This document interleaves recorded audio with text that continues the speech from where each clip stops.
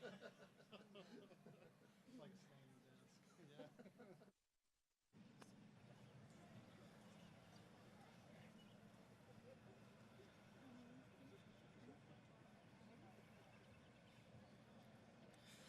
Oh, say, can you see by the dawn's early light what so proudly we held at the twilight's last gleaming, whose broad stripes and bright stars through the perilous fight o'er the ramparts we watched were so gallantly streaming, and the rocket's red glare, the bombs bursting in air, gave proof through the night that our flag was still there. Oh, say does that star-spangled banner yet wave o'er the land of the free and the home of the brave?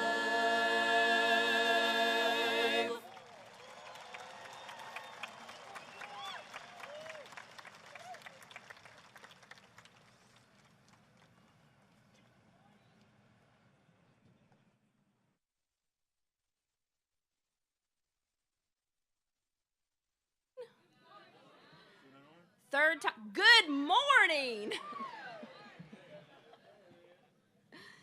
In the spirit of prayer, I invite us to bow our heads and our hearts.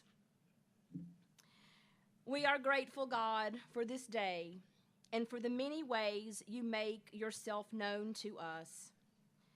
In the beauty of creation that surrounds us, in handshakes and hugs from family and friends, in laughter and in tears as we close one chapter while waiting for another one to open. We acknowledge, O God, the disruption and uncertainty that marked the beginning of the college journey for members of the class of 2023. But we are grateful that your grace and strength sustained them and all of us to reach this point of celebration today. For faculty and staff who persevered through steep learning curves while continuing to challenge, care for, and serve these students, we are abundantly grateful.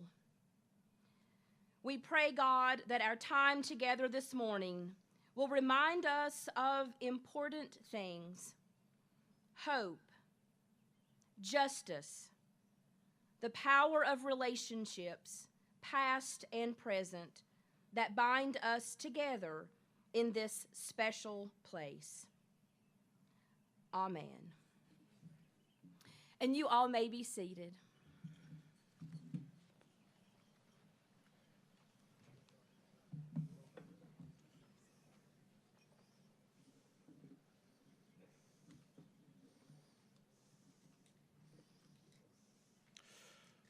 Well, good morning, and welcome to Emory and Henry College's Commencement program. It is my honor as president to convene the 175th Commencement at Emory and Henry, Southwest Virginia's oldest institution of higher education. We have gathered here this morning to celebrate the achievements of the class of 2023. Graduates, as you transition to the next phase of your life, know that you are well prepared for what the future holds. You are not the same person that you were when you arrived here. You have worked hard. You've overcome challenges. You've grown in your knowledge and matured during your time here. You have learned the skills not only to do well for yourself, but to do good for others along the way. At Emory and Henry, we not only educate the mind, but the heart, and we're expecting great things from you. In this class of 2023, we have 126 students receiving a Bachelor of Arts degree, 4 receiving a Bachelor of Fine Arts, 95 receiving a Bachelor of Science, and 15 receiving master's degrees. We have 41 students graduating summa cum laude, 44 students graduating magna cum laude, and 21 students graduating cum laude. We have graduates from 4 foreign countries, Mexico, Scotland, the British Virgin Islands, and Haiti, and others representing 15 states. We have a number of our graduates who are legacy students. If you are a parent or grandparent of someone graduating today, that's a special bond, and we congratulate you. Would all of our alumni who are parents or grandparents of someone graduating today please stand and let us recognize you now.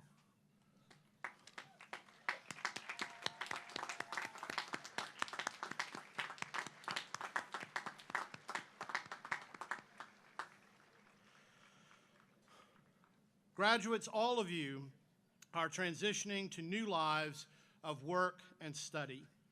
Many of you will be going on to graduate school. We have 3 who are attending law school. Another will be going to medical school. Several will be pursuing doctorates in occupational therapy or physical therapy at our health sciences campus in Marion or at other institutions. One will be working on his PhD in neuroscience and psychology at Indiana University. Another will be traveling to the United Kingdom to complete her PhD program in neuroscience and biochemistry. Another will be attending UVA to work on her master's in public policy and doctorate in educational policy. Some will be seeking master's degrees in education. 2 are going to divinity school, and others will be going into physician assistant studies, forensic accounting, and forestry. Some of you want to take a gap year before heading on to graduate school. Others have accepted full-time employment teaching or coaching in social services, accounting, business, sports marketing, communications, and theater. Another is going to work for a local chamber of commerce, and one is going in the Peace Corps in Fiji. We salute all of you, class of 2023, for working hard to recognize your dreams. You have a degree that teaches you to think and adapt over time as skills and technology change. As lifelong learners, you will be prepared to lead and to serve. As we honor our graduates today, it's important that we recognize the many individuals who have supported you, comforted you, celebrated your accomplishments, and applauded your success. Your journey has been successful, and you have met challenges because of the help you have received from others. First among your cheerleaders are your family members. I would like to ask the family members of all of our graduates to please stand and be recognized. Graduates, please join me in thanking them for their love and support.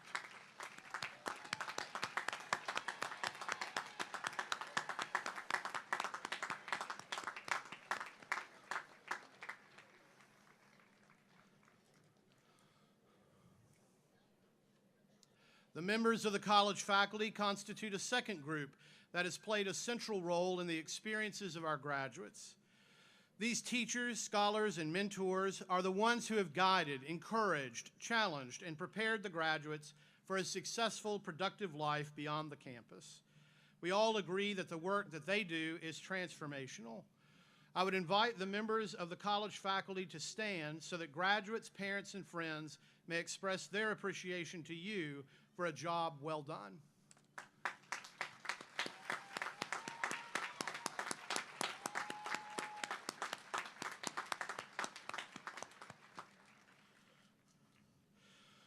Speaking of faculty, let me say a word of thanks to a member of our faculty for whom this will be his last commencement.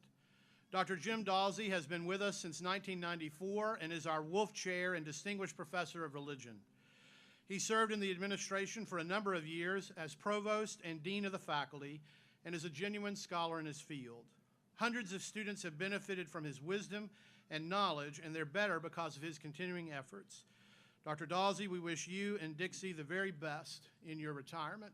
Let's give him a hand.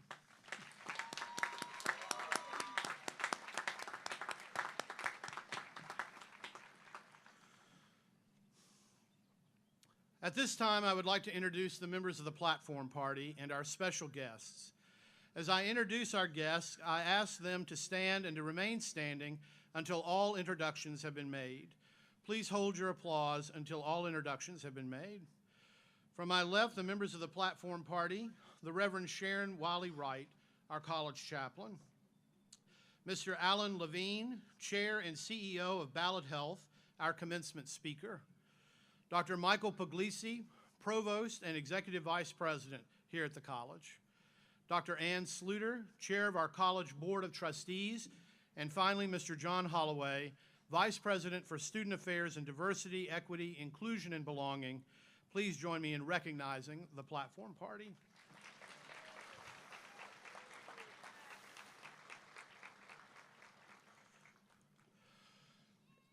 Everyone here is special today, but I would like to recognize just a few of our special guests. As I call your name, please stand and remain standing and hold your applause until all introductions are made.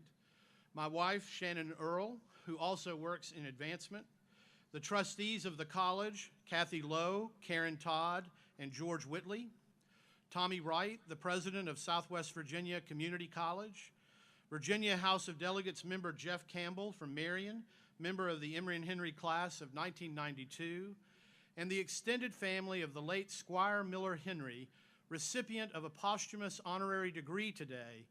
Please join me in welcoming all of these special guests.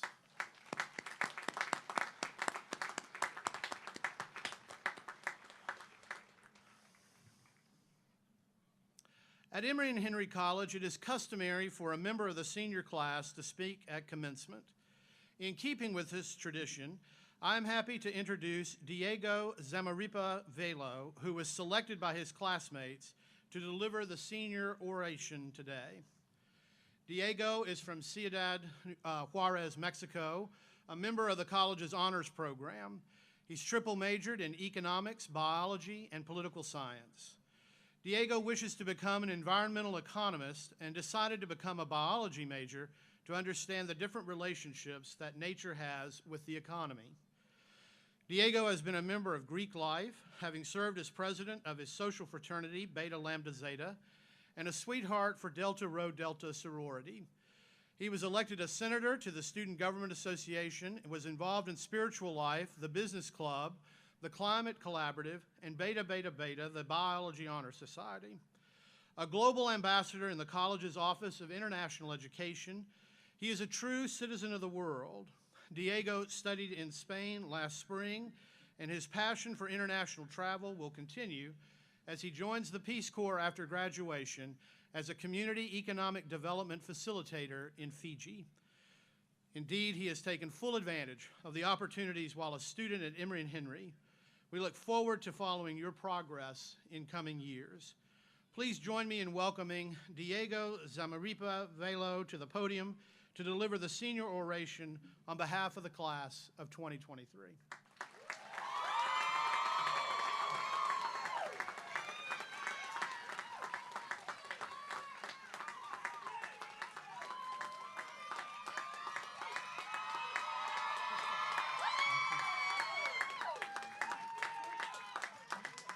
Thank you, Diego.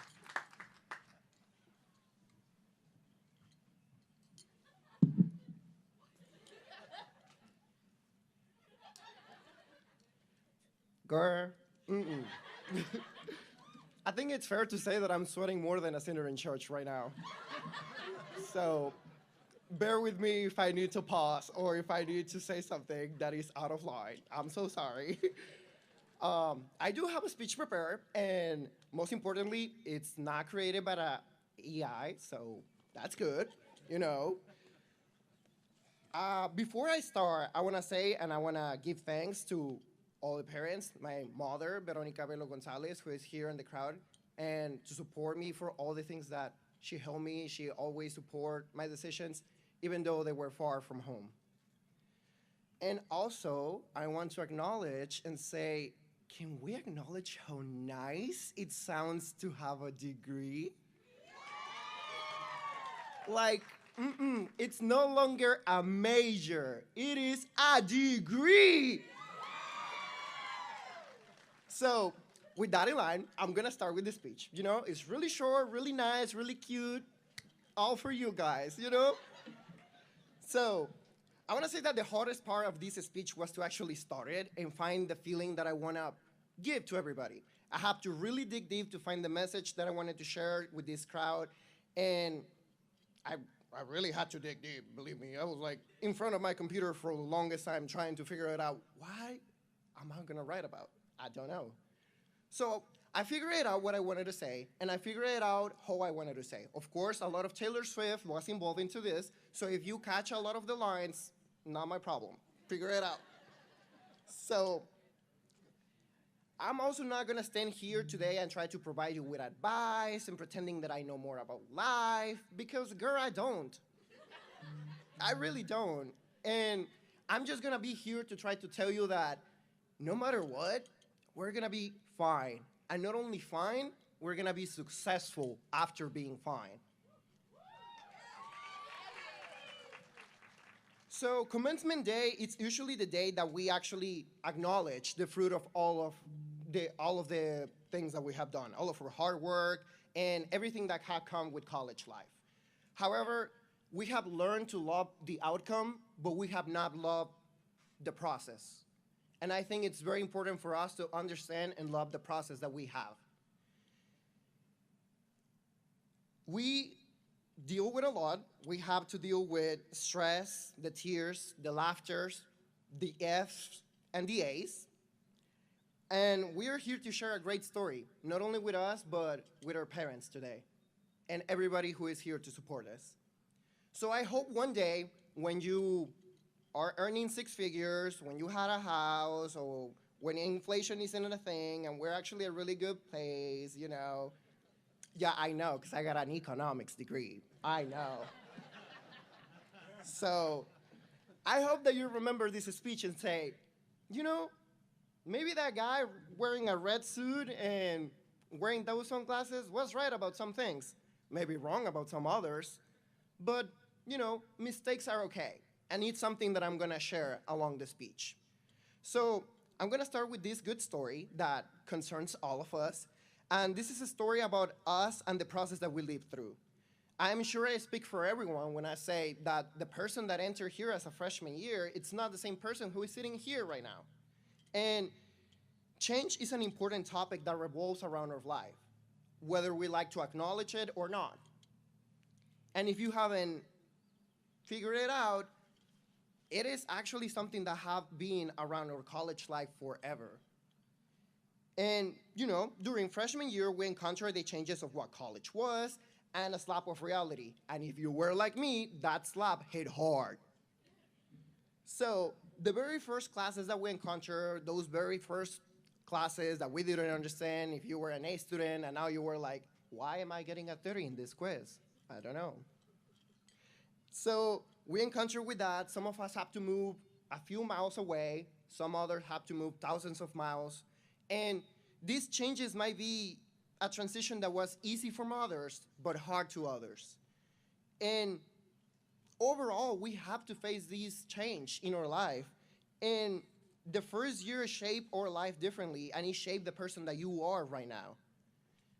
And many will say, oh, it's only the first year. Do not worry, girl. Lies. It was not only the first year.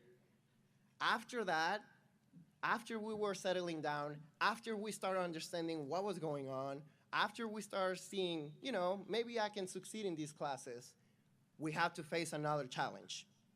On 2020, we were sent home on a spring break with the hopes of come back to this college, but we wouldn't. And COVID-19 became a significant actor in our play and asked, are you ready for it? And we were not ready.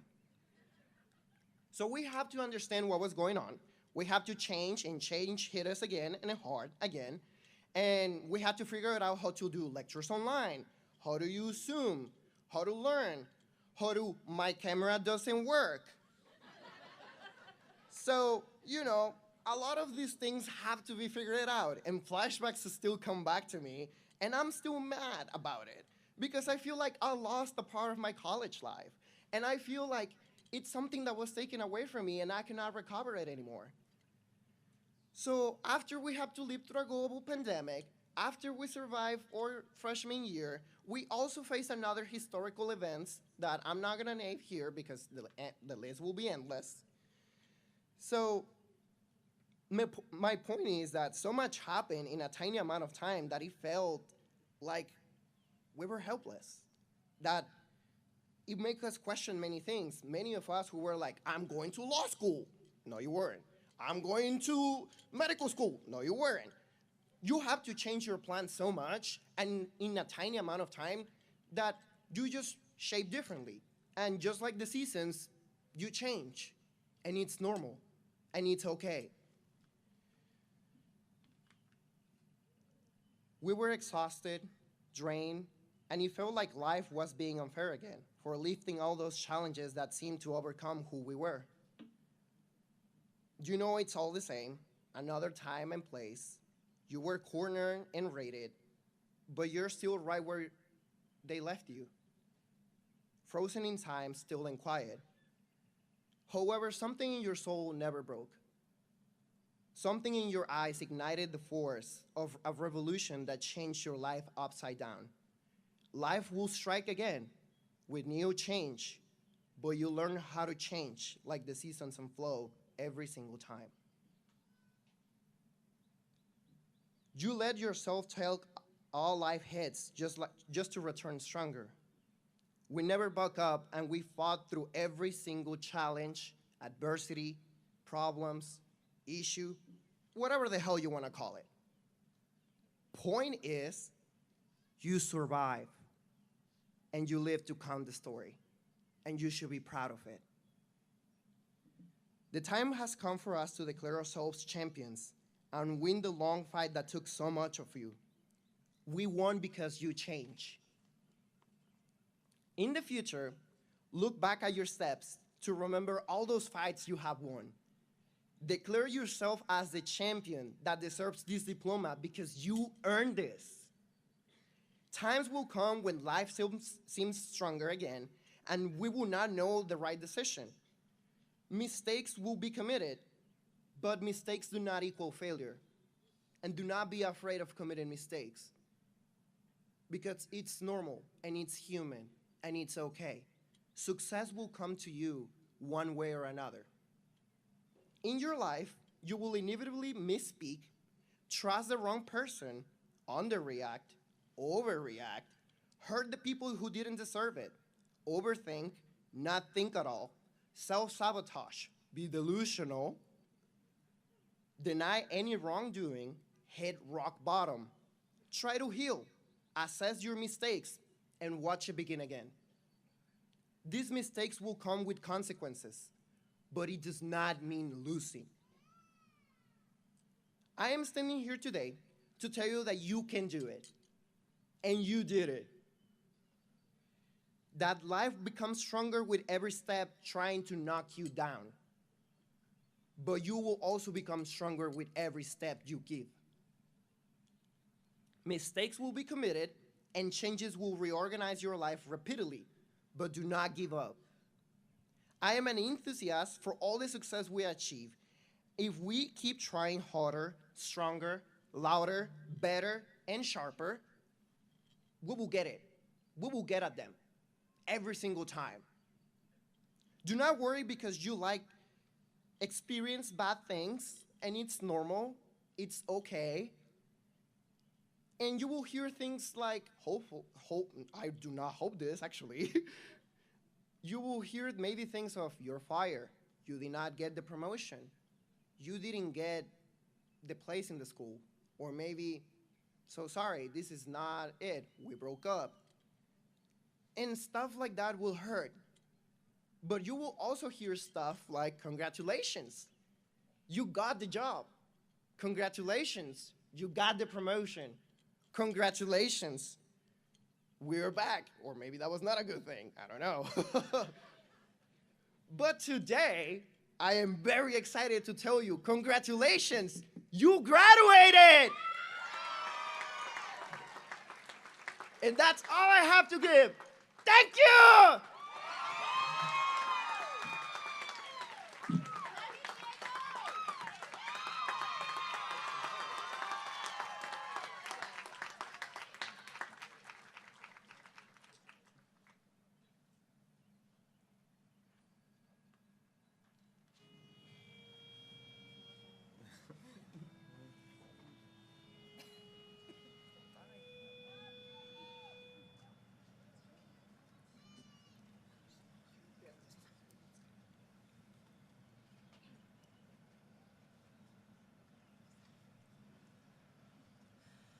Will the circle be unbroken by and by, Lord, by and by?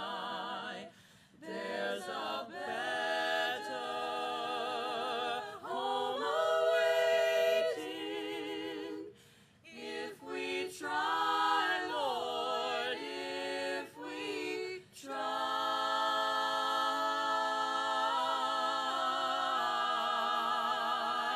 I was singing with my sisters and my brothers.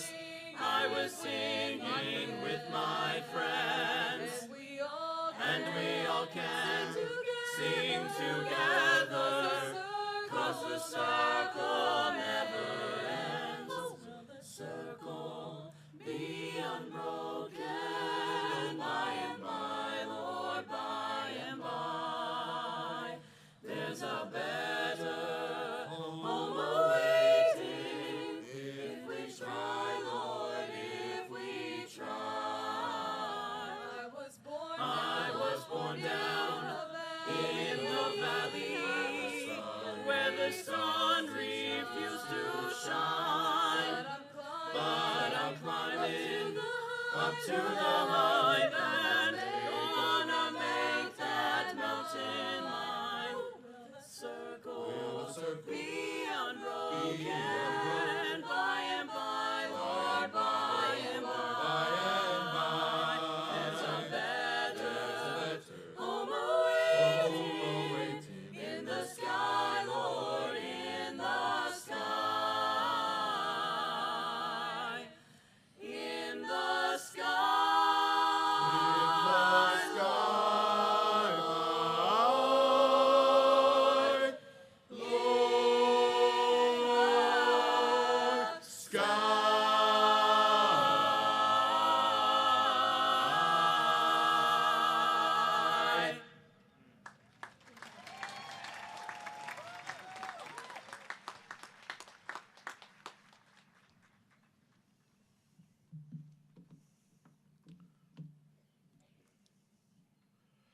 First, I would like to say thank you, Diego, for your remarks.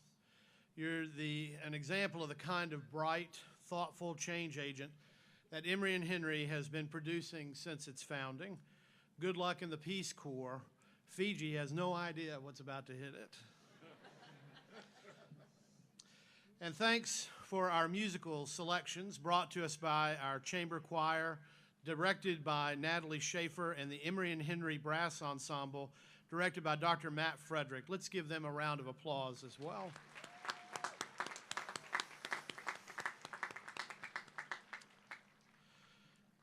Today we have both undergraduate and graduate students receiving their degrees from Emory and Henry. We believe it is appropriate to hear from one of our graduate students, since this is a special day for them as well. Representing our graduate students is Chilhowie, Virginia native Olivia Bailey. Olivia is a two-time graduate of Emory and Henry, having completed her Bachelor of Arts degree in 2014 with a major in Mass Communications and Media Studies. Active on campus, she was a Bonner Scholar, editor of the White Toppers student newspaper, co-host of EHC TV, captain of the women's varsity cross-country team, and a member of Blue Key Honors Organization and Alpha Pi Omega National Service Fraternity. While an undergraduate, Olivia interned with CNN in Atlanta and the CBS Evening News in New York, and received a prestigious summer fellowship through the International Radio and Television Society in New York. She was named the 2014 Outstanding Female Senior by vote of the faculty. For many years following graduation, she was a familiar face on the local NBC affiliate, WCYB, where she was a reporter and then a popular morning news anchor. These days, she is the marketing director for the Friends of Southwest Virginia, which is the nonprofit supporting cultural heritage and sustainable development in 19 counties, 4 cities, and 53 towns in the surrounding region.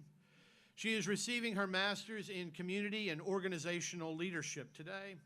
Please join me in welcoming Olivia Bailey to the podium to deliver the master's oration on behalf of the class of 2023, which she has entitled Perspective.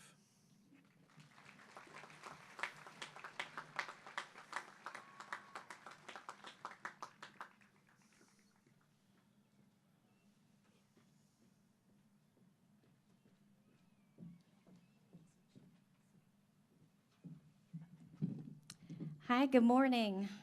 I hope you'll bear with me. 10 years of my life was spent reading a teleprompter, and it's much different when you have thousands of eyes looking back at you. Also, when Mark Graham asked me to speak today, he didn't tell me that I was going to be competing against Princess Kate.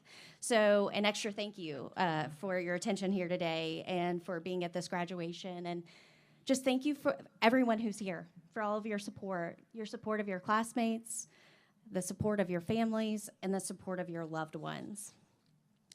For anyone who's ever been a student at Emory and Henry or seen how the process works here, you'll quickly realize that the education that you get here is unique and it's transformative. From the first week that you enroll, you're submerged into understanding responsibility to the community through acts of service.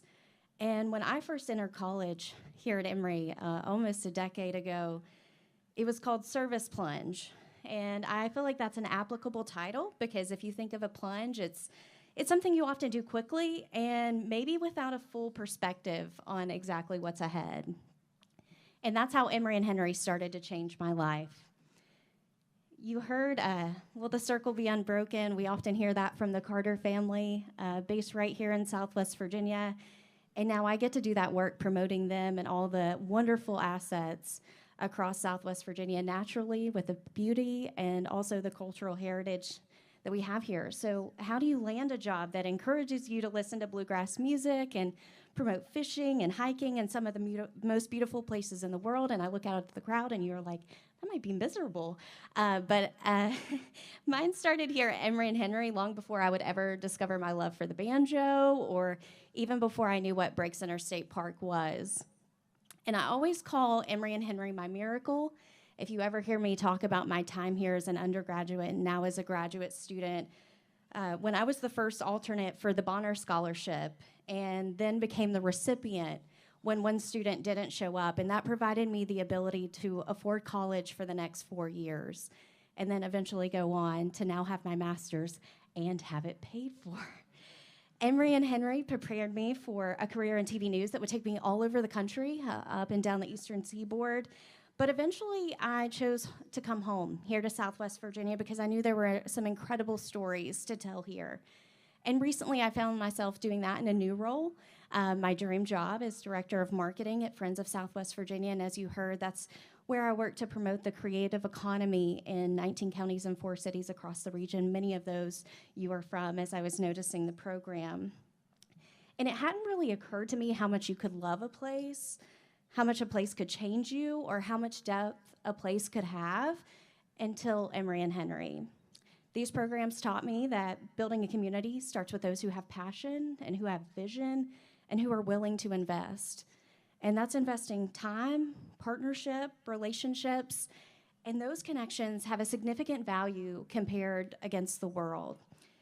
Emory and Henry challenges each of its students to increase in excellence, and I find my greatest success in that charge through the lessons I learned here at Emory and Henry, through compassion, through courage, and curiosity.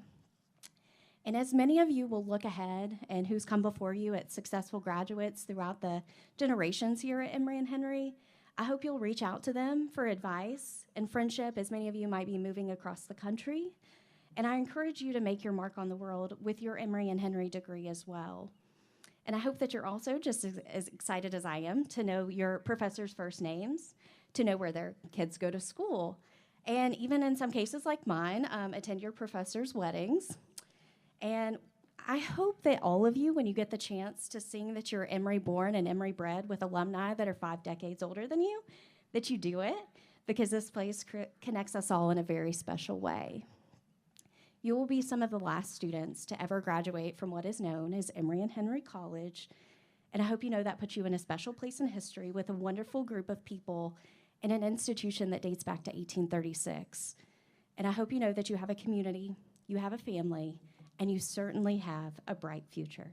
Congratulations to all of you.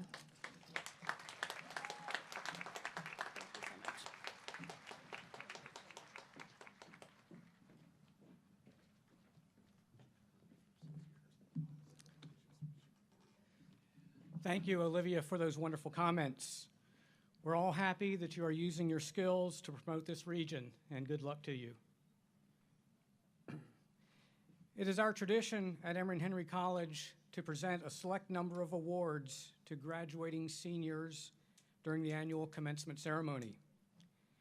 I am pleased to announce these awards and ask that each recipient come forward as his or her name is called. The Byers Medal in Science was established in 1855 by Colonel William Byers, one of the founders of Emory and Henry, and is awarded to the graduating senior who has compiled the most outstanding academic record in the sciences. I am pleased to announce that the 2023 recipient of the Byers Medal in Science is Cody Weston Hubbard.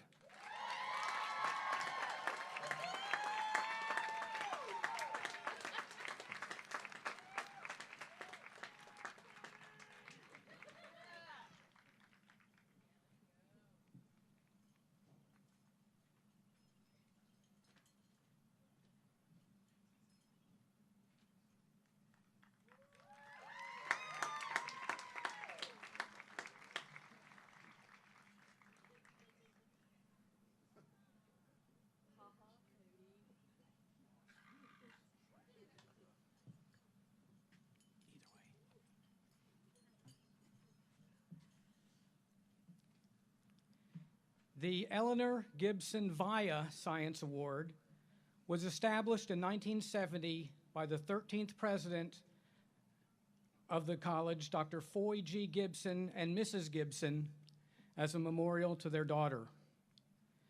The award recognizes a female candidate for the Bachelor of Science degree for marked achievement and unusual promise for future service, and includes a cash stipend. I am pleased to announce that the 2023 recipient of the Eleanor Gibson Via Science Award is Haley Nicole Jackson.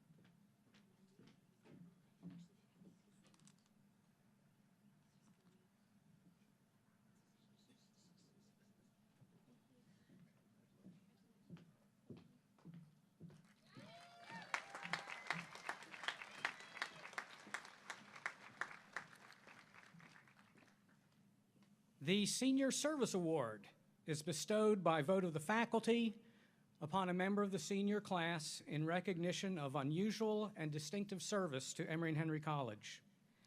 I am pleased to announce that the 2023 recipient of the Senior Service Award is Jet Madison McReynolds.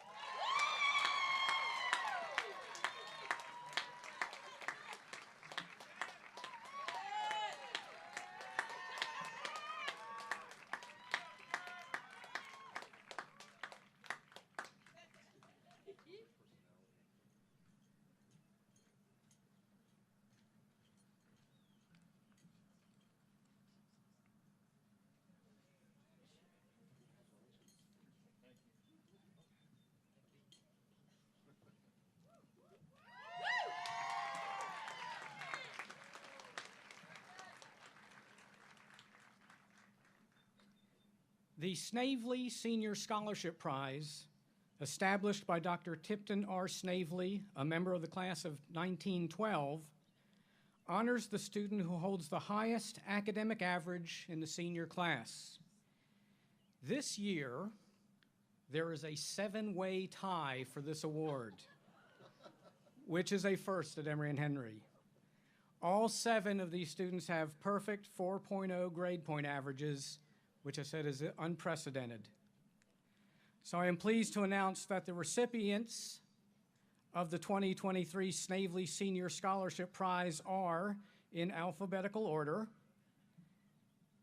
please come to the stage as your name is called, Madeline Elizabeth Cavender,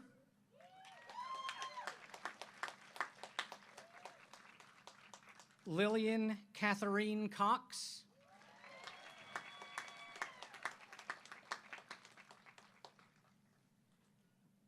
Cody Weston Hubbard,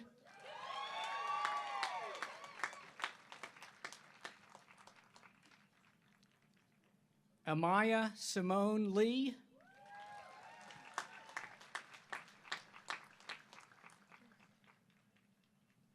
Haley Leanne Miller,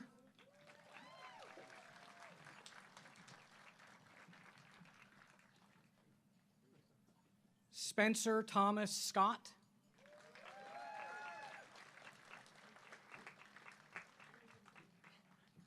and Emma Marie Skeen.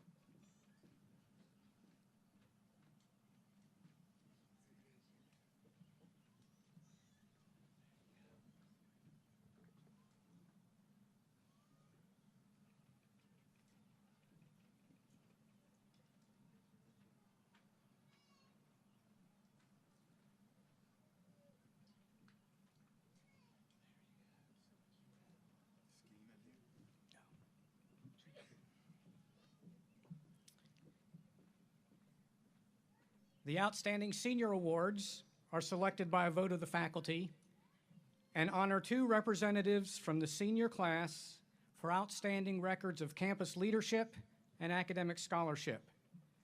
The recipients of the Outstanding Senior Awards were presented at Awards Day and are listed in your program, but we want to recognize them here today also. They are Cody Weston Hubbard and Janae Tommy Gale Wright.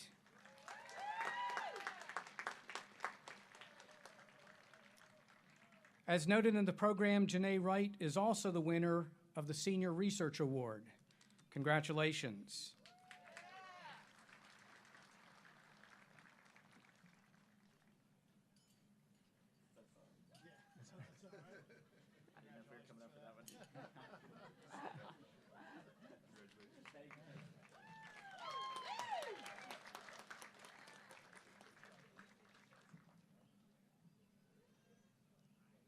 The William and Martha DeFries Award is made to an alumnus or faculty member who has made some outstanding, worthwhile contribution to civilization or humanity. The award, which includes a medal, was established in 1951 by Frank W. DeFries Sr. and John Clark in honor of their parents, William R. DeFries and Martha Jane Clark DeFries, who, like many of the parents in our audience today, struggled and sacrificed so that their sons could attend Emory and Henry. At this time, I ask Dr. Celeste Gaia and Arthur Theron Brody to come forward for the presentation of the DeFries Award.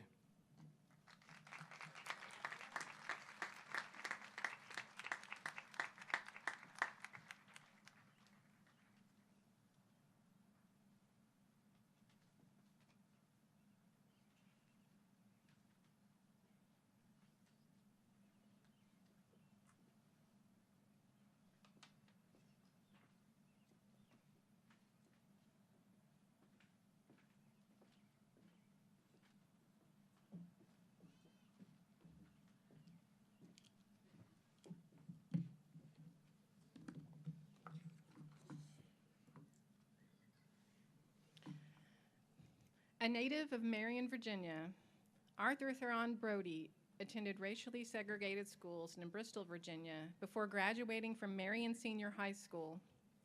In 1966, the young man nicknamed Scrapper from early in his childhood enrolled as the first full-time black male student at Emory and Henry College and became its first black athlete to play football. He still holds the school record for career interceptions at 21. He was a member and president of the Dominecker Social Fraternity and graduated in 1970 with a Bachelor of Arts degree in English and Education as the college's first black male graduate. Scrapper began his professional career as a teacher before joining the United States Air Force during the Vietnam War, where he received a Commendation Medal for meritorious service. He finally landed in Washington State as a human resources professional, where he resides today. Scrapper tells me he's retired, but he's busier than most people that I know.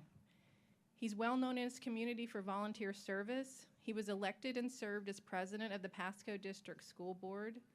As an active Kiwanian, his club earned the Kiwanis Distinguished Club Award during his term as president. He's been honored twice by his Kiwanis Club with the George F. Hickson Fellowship, and his volunteer service extends to the blind and visually impaired. He is currently writing the history of his sixth great-grandfather, John Brody, a slave that lived in Southwest Virginia from about 1750 to 1850. But it was a chance encounter during a fishing trip with friends to Costa Rica in January 2011 where he discovered his passion for international service. Scrapper learned of the need for English teachers in Costa Rica, so when he visited the country again in January 2013, he arranged an interview with the founder of a school located in Cope, Costa Rica, a small community with fewer than 500 residents. He was considered as a possible teacher, but that's when he said, "Something happened and I could hear myself telling folks that I believe I could really help make a big difference." A sense of purpose and peace came over me, and that day a mission was born. Almost 10 years ago, Scrapper joined with 17 close friends to form the Friends of Cope, whose members now exceed 100. Their mission was to support scholarships for students and assist with educational supplies. But that's not where the story ends. One late Friday afternoon, Scrapper Brody knocked on my office door. We'd never met each other, but within the hour, over a very emotional conversation discussing the recent loss of our dear mothers, we discovered we shared a vision for international collaboration. The resulting Pathway Project has now sent 7 Emory and Henry students to Costa Rica to teach English, and we have 2 more leaving tomorrow. It's also brought 11 Costa Rican high school students to the United States for a cultural and educational experience. We have 2 more students from Cope arriving in mid-June. Costa Rican students attend the college's Summer Scholars Program or Health Sciences Summer Camp. They share their culture by preparing Costa Rican dishes and performing traditional dances. They explore the region of Southwest Virginia, and they visit the United States Capitol. Students and alumni of Emory and Henry have traveled to Cope to volunteer and learn more about the community. Emory and Henry professors arrange virtual sessions so their students and Cope students can learn from one another. Emory, Virginia and Cope, Costa Rica are nearly 2,000 miles apart, and Scrapper Brody is even farther away. But thanks to his enthusiasm, vision, and hard work, the 3 locations have found common ground and abiding friendship. Brody's Sports Hall of Fame recognition at Emory and Henry states aptly that he's remembered by many for his personal motto, "Whatever I do, I want to make a difference." And Scrapper, please know that you've made a real difference in the lives of so many people. I'm honored to call Scrapper Brody a partner in crime for creating the pathway from Emory to Cope, but most of all, I'm honored to call him my beloved friend. For his outstanding contributions in the field of education, we're pleased to award the William and Martha DeFries Award to Arthur T. Scrapper Brody on the occasion of the 175th commencement of Emory and Henry College. Congratulations.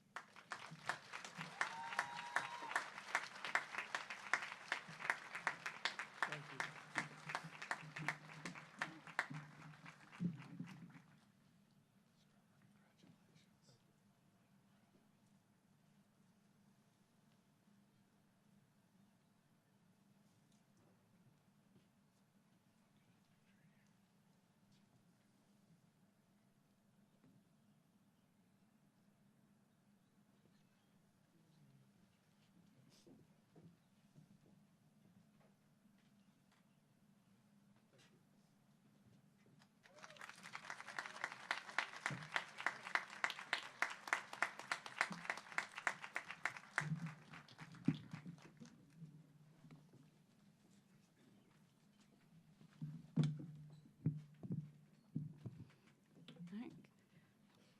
I'm Dr. Ann Sluter. As Dr. President Wells said earlier, I'm currently have the privilege of serving as the chair of the Emory and Henry College Board of Trustees.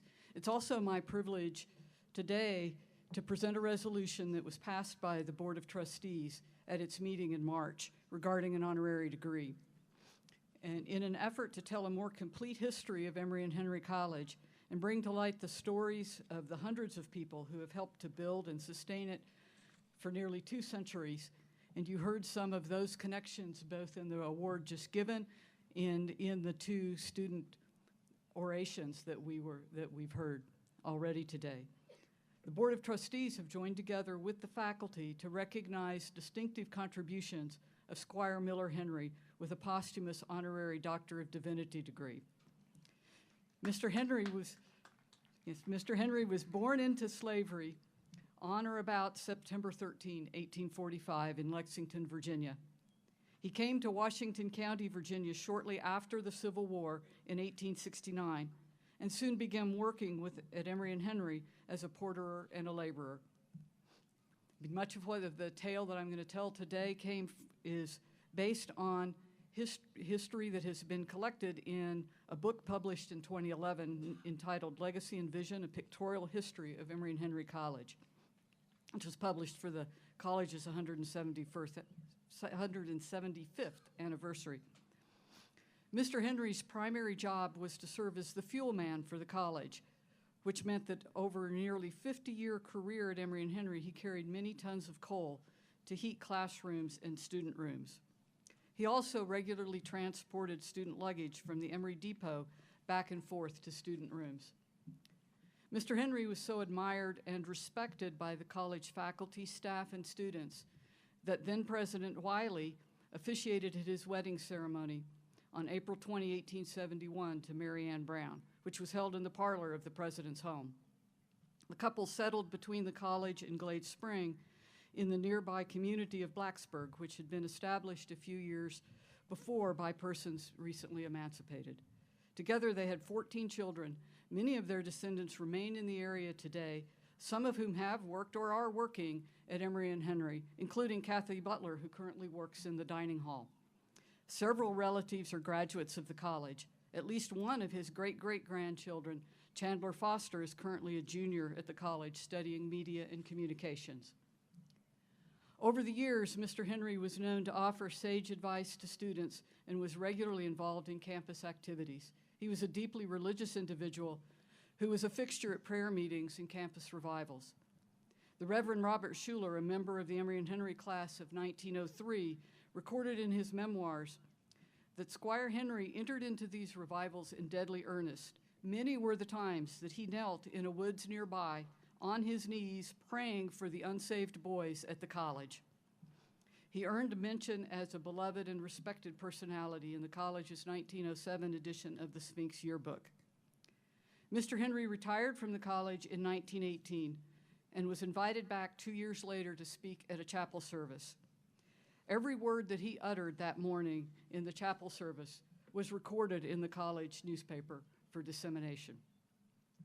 After his retirement, Mr. Henry reportedly spent his days on the porch of Addison's in Emory. And for those of you who are more recently known Emory geography, Addison's is what has now been the once and occasional McAdoo's.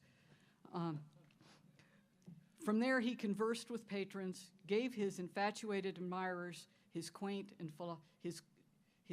philosophy of life. To this day, Mr. Henry's descendants and others rooted in the Blacksburg community share stories of his integrity, his commitment to church, his work ethic, and his love of family, according to the research by Rebecca Grantham, Technical Services Library here at Emory and Henry.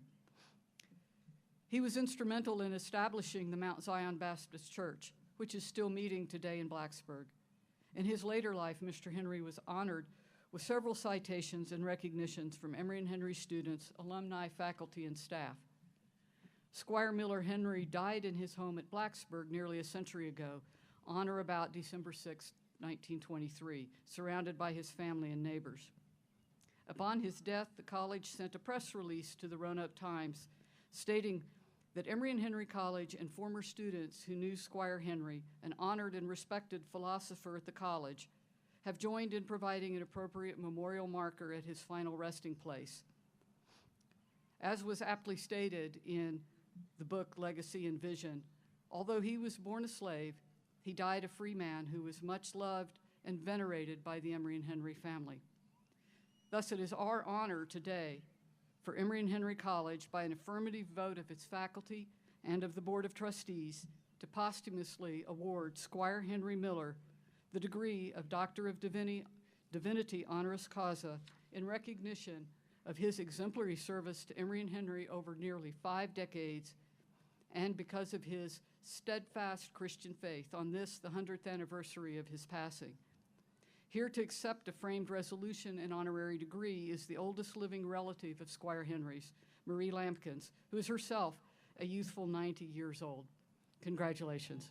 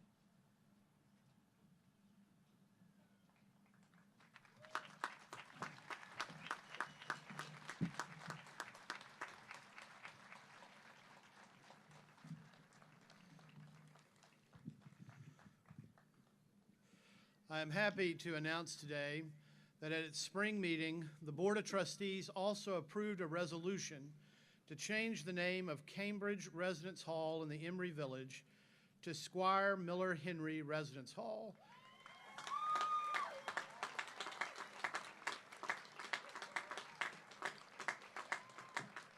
This will make it the first building named at Emory and Henry for an African American.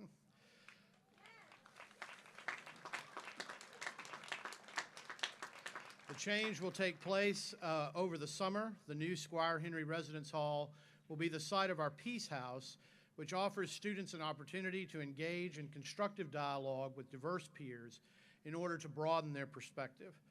That seems like a fitting tribute.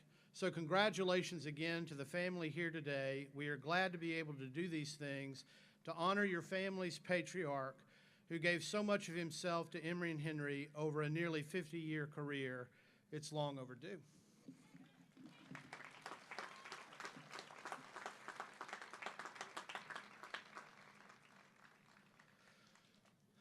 Alan Levine is a familiar name to many in this region, since he is the chair and chief executive officer of the region's largest nonprofit health system that employs just under 4,000 doctors, nurses, healthcare professionals, administrators, and facility workers. He has been named one of the top 30 leaders nationwide that is likely to have a powerful impact on the healthcare in the next 30 years by Modern Healthcare magazine. Alan has served as a top healthcare advisor to 2 of our nation's more effective governors. He supports higher education locally and in the state of Florida, where he is on the Board of Governors of the State University System of Florida, because he realizes the importance of having an educated workforce in his line of work. He and Ballad Health have been valued partners of our health science programs on the Emory campus and our health sciences campus. In fact, Ballad Health was formed when Wellmont and Mountain States Health Alliance merged in 2018, and Mountain States gifted the old Smith County Community Hospital to Emory and Henry. That was done in 2012, in which it does today house our health sciences campus. Alan Levine was president and CEO of Mountain States Health Alliance before the merger. So for many years, we have worked together to help meet the healthcare needs of the region, and Ballad Health has strengthened our partnership by providing financial resources for our new nursing program and clinical sites for our students. We value and appreciate that strong bond between our organizations. We look forward to continuing our important work together. I'm honored to invite Alan Levine to deliver our 2023 commencement address, which he has entitled, Be the Good.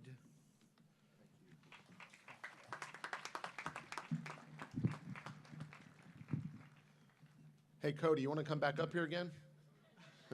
I think tomorrow he's still going to be up here running laps around the stage. Dr. Wells, Dr. Puglisi, members of the Board of Trustees, Emory and Henry College faculty, parents, brothers, sisters, uncles, grandparents, and everyone who's ever cared for and helped these graduates get to this point, let me just start by congratulating you. Today is just as much your victory as it is theirs. In your lives, graduates, always remember those who helped you get here, because they're always going to be your biggest cheerleaders and your biggest supporters. You're entering the professional world at a pretty consequential time. I think you know this, but it bears saying that our nation is both the greatest in the history of the world, and it's also anything but easy. And you're inheriting and being entrusted with the future of this incredible but very complex country and this world of ours. As an Emory and Henry graduate, you're up to the challenge, and the bar is quite high. You follow some accomplished people produced by an institution that has literally helped change the world. Some wonderful and meaningful things have happened because of Emory and Henry since 1836, and I'm going to share a couple of stories just from my perspective. First, one that's personal to me. In 1994, my alma mater, the University of Florida, was playing in a football game against the University of Alabama. It was late in the game, and Florida was pretty desperate. Coach Steve Spurrier, who's a native of my own Johnson City, dialed up a trick formation and a play that he had kept up his sleeve since first seeing that formation in the 1950s. He called the formation Emory and Henry in honor of when he was a high school quarterback at Science Hill. He would come watch the Wasps' extremely innovative offense right here in Marion. From Emory and Henry grew much of the genius of one of college football's greatest head football coaches. Today, the Emory and Henry formation is proudly displayed in Gainesville, Florida at Coach Spurrier's restaurant. Now, only a diehard Gator fan would top his list of compelling life stories about Emory and Henry with a football play, but that's just sort of how we roll. From a now famous football formation to what we as a nation celebrated just a few years ago in 2019, the 50th year of the United States landing on the moon. To you, that story is likely going to be much more compelling. A young woman named Katherine Johnson was among so many other young women at the time, mostly African Americans, who worked with Emory and Henry graduate John Young at NASA to develop the Apollo space program. Katherine was among the young women who were referred to as computers, the unsung heroes who crunched the numbers for the engineers at NASA. But because of their gender and their race, at that time, they could not be classified as engineers. Katherine Johnson was so good that when astronaut John Glenn was considering his trip into orbit, he would only agree to do that trip if Katherine was the one doing the final calculations for his reentry into the atmosphere. Emory and Henry was a critical factor in one of the most important advances in space travel, and Katherine made it happen. Pretty incredible. What's more incredible, she came back here and she taught school for many years right here in Marion, and she and her family have had close ties to this great institution. John Young's brother Phil, who was also an Emory and Henry alum, once said, "It's amazing that so many Emory and Henry people worked on Apollo. With 5 to 6 science grads a year versus the numbers being put out by places like Purdue, Emory and Henry probably had a higher percentage of alumni and a bigger impact on the space program than any college in the United States of America." So from a football play that captivated one of the nation's premier alumni bases in college football to putting the first person on the moon, you have every right to be proud of the traditions of Emory and Henry. No matter your goals, from the arts to politics, business to science, human healing to accounting, it doesn't matter. As a graduate of Emory and Henry, the expectations of you are very high. And like I said, you commence your journey today with the credentials you need but you're inheriting a very complex world. I'm certain you've never heard of Jaden Ramos. And being the young teenager that he was on December 20th of 2014, he probably would have preferred that it stay that way.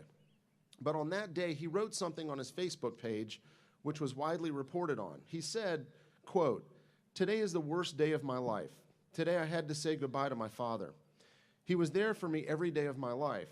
He was the best father I could ask for. It's horrible that someone gets shot dead just for being a police officer. Everyone says they hate cops, but they are the people that they call for help. I will always love you and I will never forget you. Rest in peace, Dad. My life will never be the same without you. You were the only man I looked up to." You see, Jaden's father, Rafael Ramos, was a police officer in New York who was shot, just as Jaden said, because he was a police officer. He had no part in any wrongdoing, and by all accounts, he was a model public servant, a man of faith, and a loving father and husband.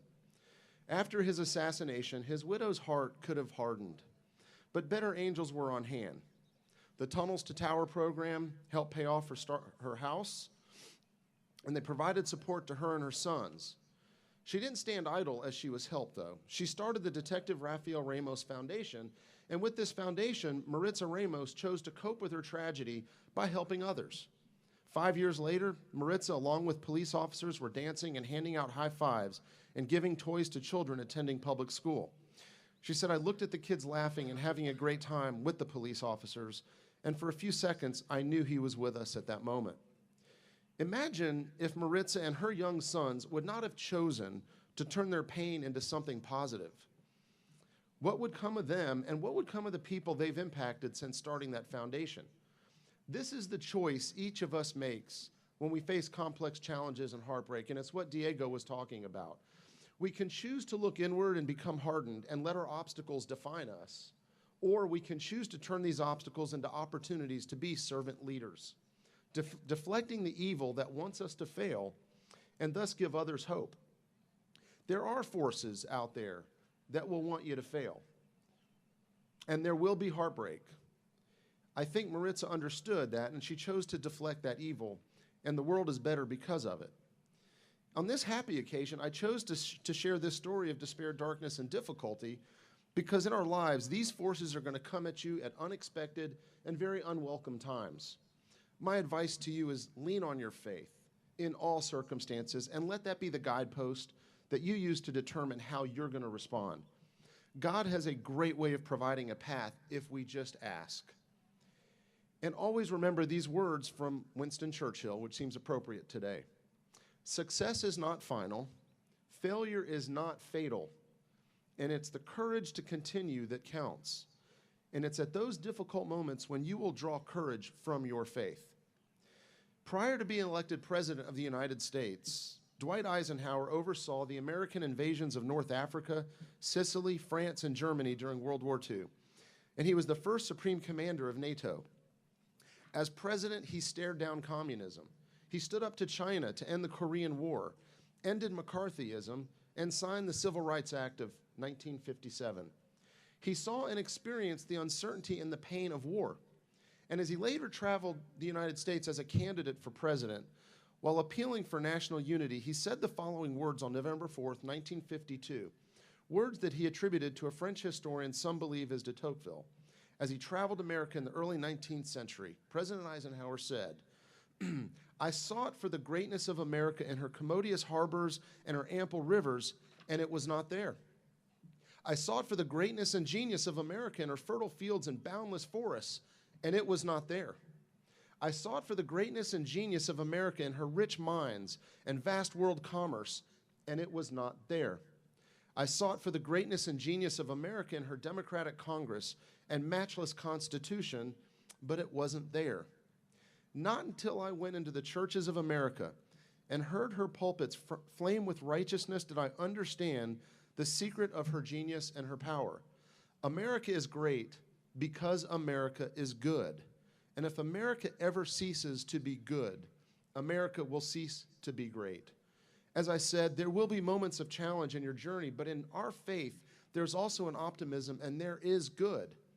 The choice of whether we are optimistic or divisive, whether we accept responsibility and make our lives better, or we choose to blame others for our own challenges, whether we have a set of values that guides us with faith, or we impose on ourselves mistrust and darkness.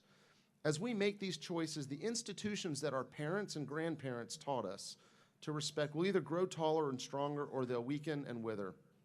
The outcome is anything but predetermined. It's a work in progress every single day, and that outcome, the best part of it, it's up to you. So in this light, I'll just offer a few tips. Number one, your experience here has taught you to expect more of yourself.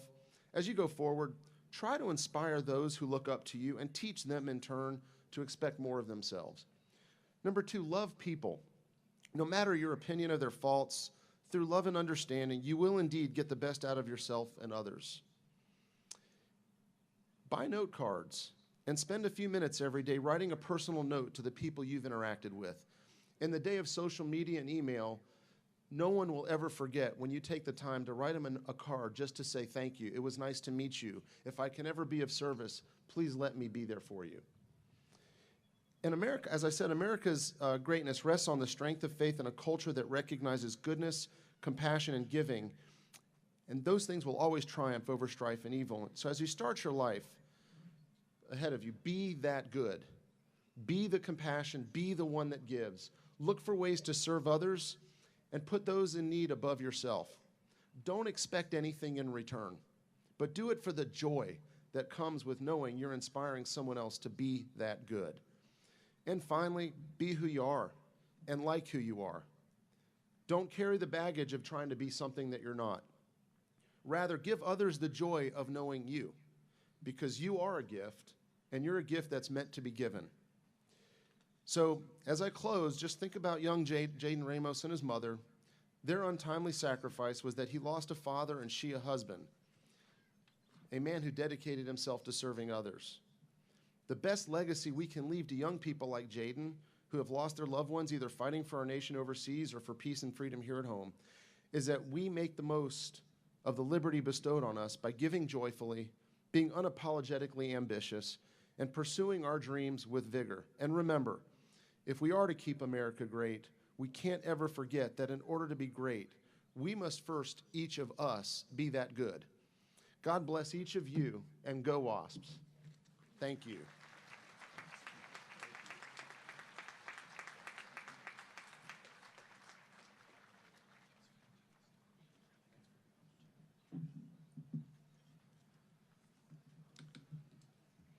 Alan, thank you for those wonderful and inspiring remarks. We are fortunate having you leading our regional healthcare system, and we look forward to continuing our relationship with you.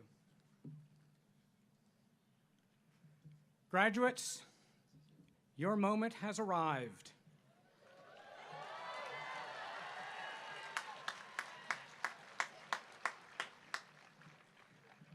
I am honored to recognize the academic achievements of the class of 2023.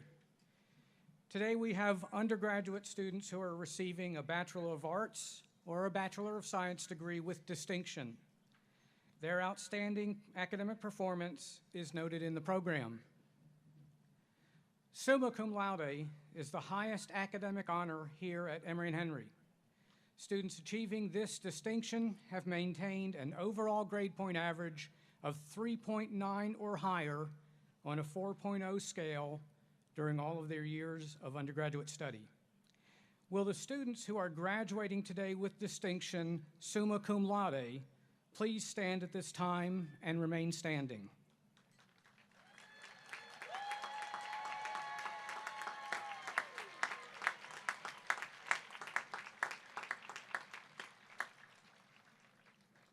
Congratulations to the students graduating summa cum laude. Magna cum laude is the next highest academic honor here at Emory and Henry. Students achieving this distinction have maintained an overall grade point average of at least 3.6 during their 4 years of undergraduate study. Will the students who are graduating today with the distinction magna cum laude please stand at this time and remain standing.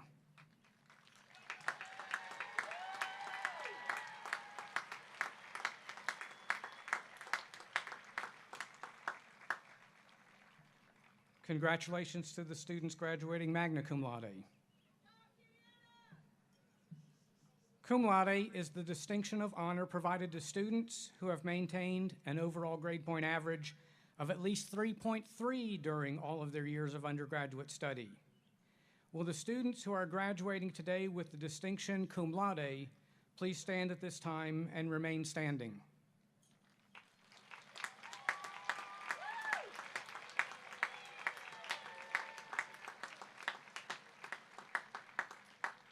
Congratulations to the students graduating cum laude.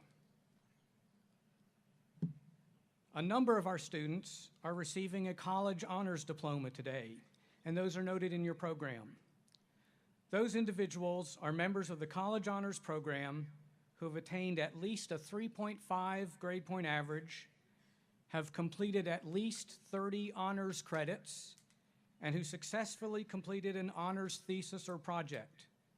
Would those students who are receiving a college honors diploma please rise and let us recognize you.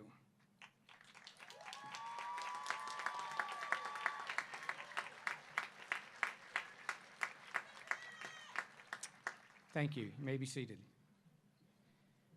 As you will notice this morning, there's a variety of cords, ribbons, and medallions representing various academic honors, study abroad, or service as part of the regalia of our graduates. A description of those items can be found in the program. We are proud of all of our graduates. At this time, I ask all of the candidates for the Bachelor of Arts, Bachelor of Fine Arts, and Bachelor of Science degrees to stand and remain standing.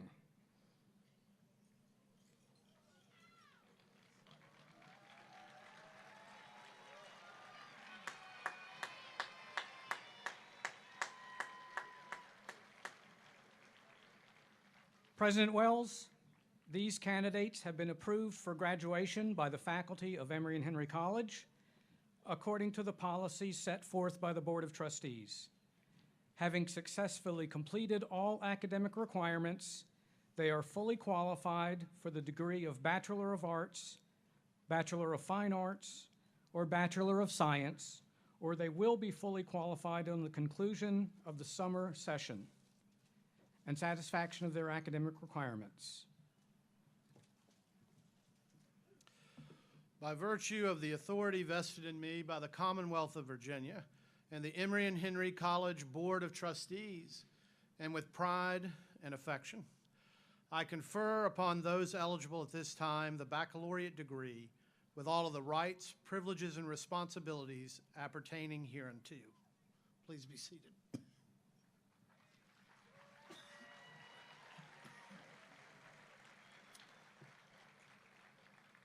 Would the marshal please escort the candidates for the baccalaureate degrees to the platform for the awarding of their diplomas from Emory and Henry College?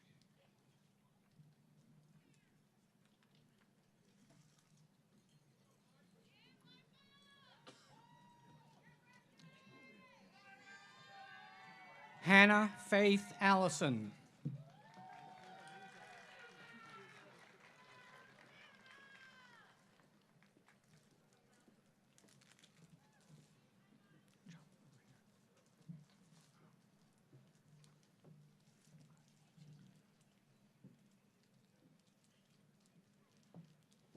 Reginelle Lachey Anderson.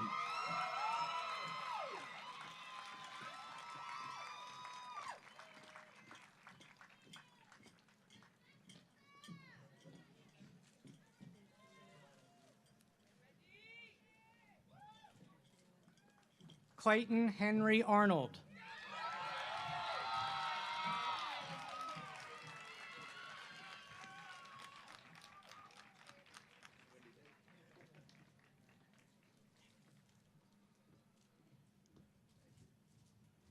Micah James Banks.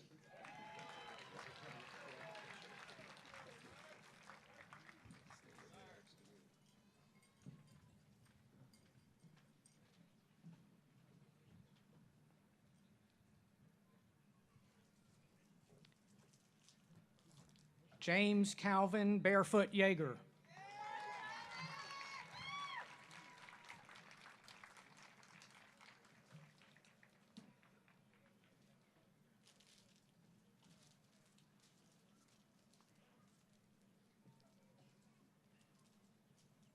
Alec James Barnard.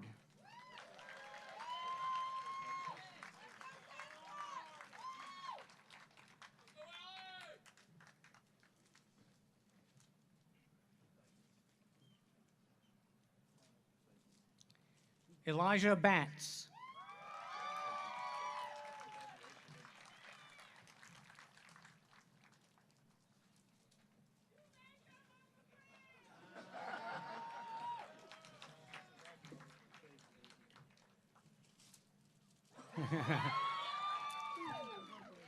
Lucas Trent Biggerstaff.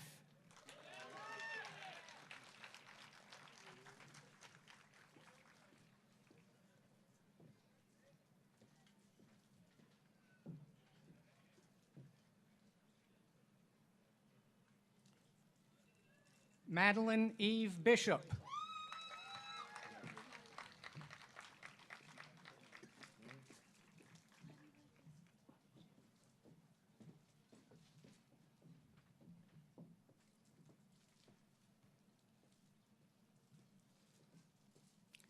Brendan Von Blevins.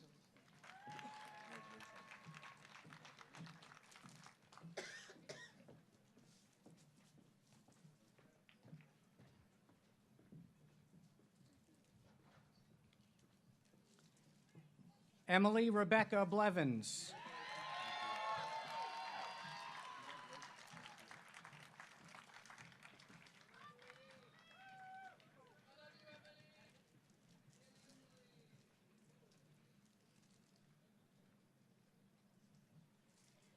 Benjamin Benet Botts.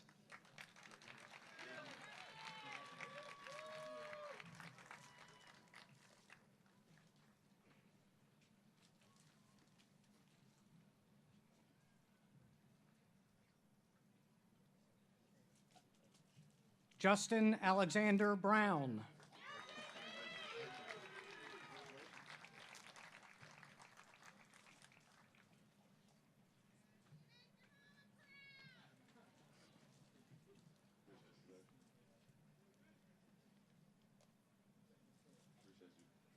Brent Trevance Butler.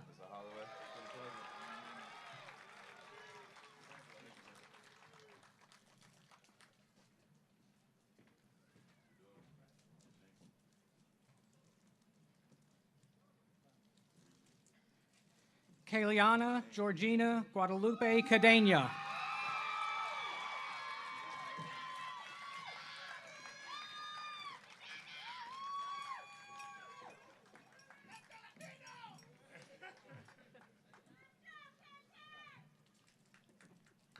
Zachary Lee Kale.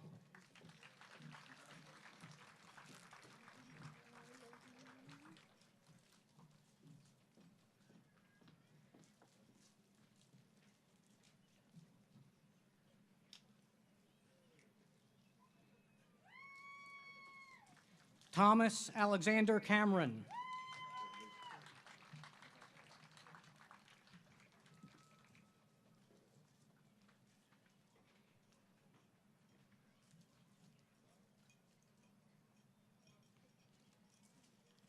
Madeline Elizabeth Cavender.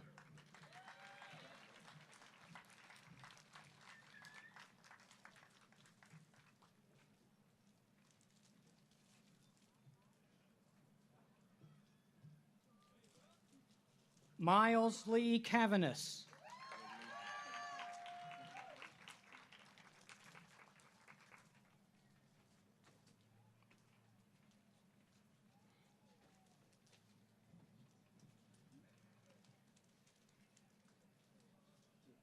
Hannah Ruth Charles.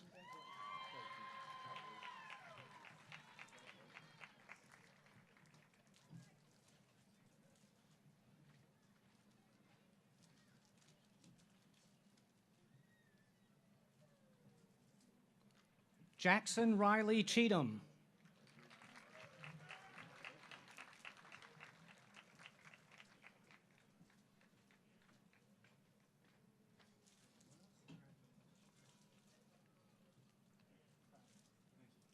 Madison Lee Cottaspati.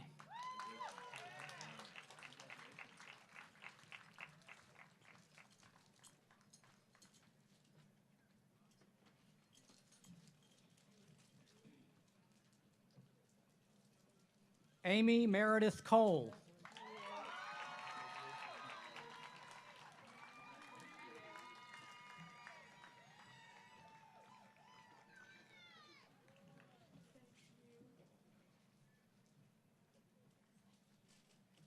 Tiffany Shania Collins Escobar.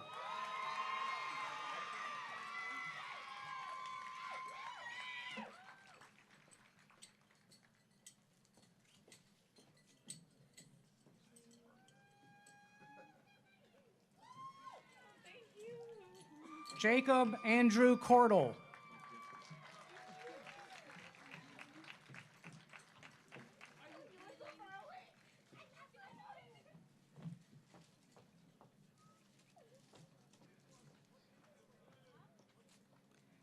Kashawn Nicholas Cozy.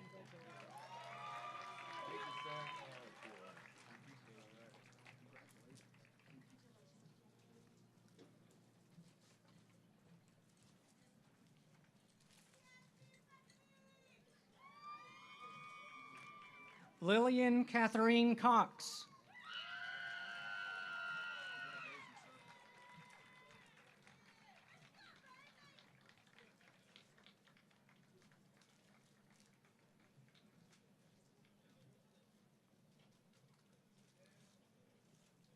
Cobain Daly Ann Edwards.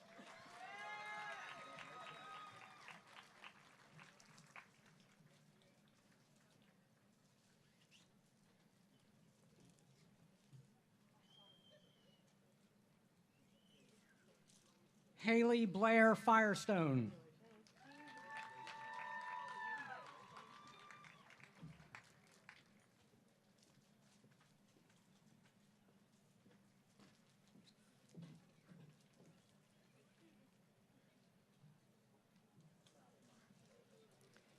Daniel Latham Foran.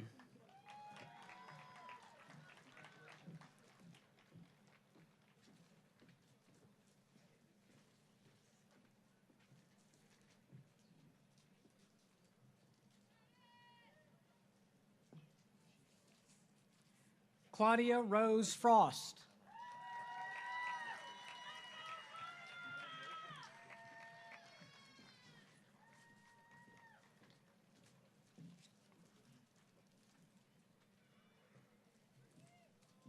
Timothy Logan Fry.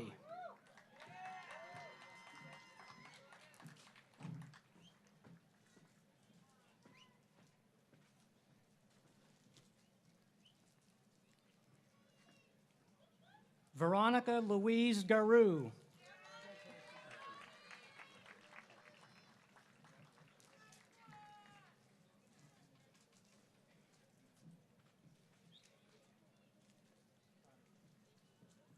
Jacob Lane Gay.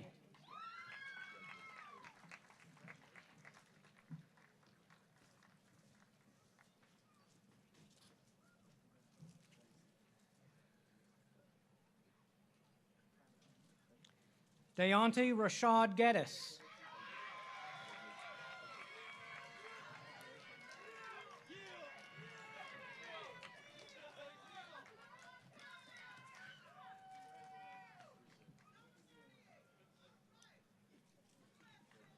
Samantha Michelle Gibson.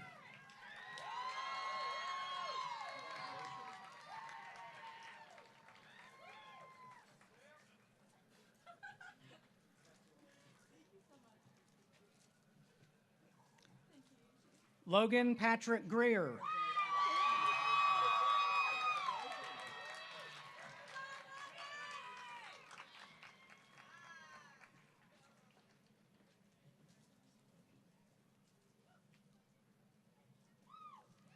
James Tucker Grimshaw.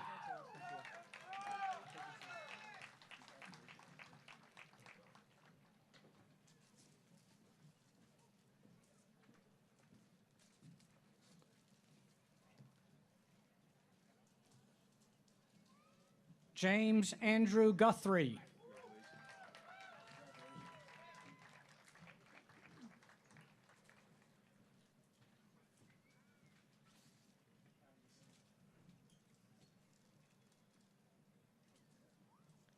Alyssa Riley Hagerman.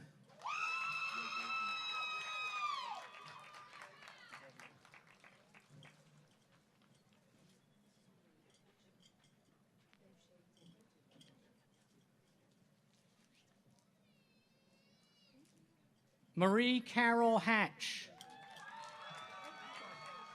Assisting with the presentation of Marie Hatch's diploma is her mother, Beverly Shedden, chair of our Health and Human Performance Department.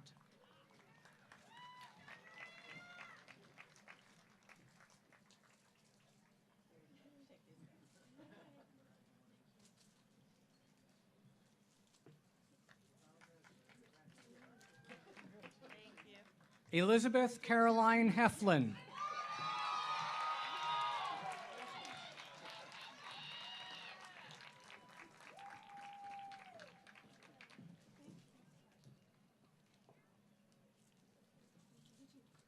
Cody Weston Hubbard.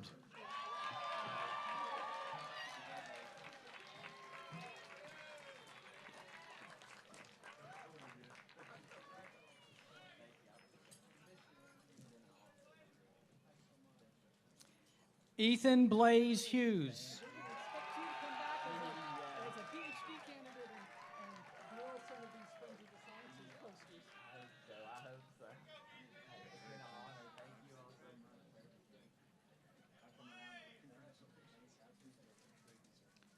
Shelby Grace Hughes.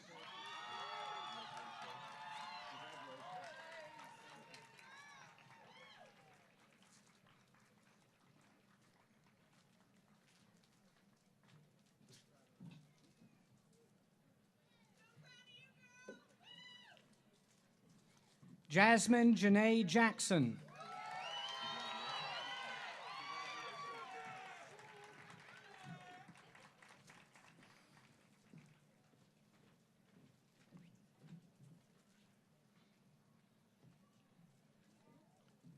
Briley Grace Jones.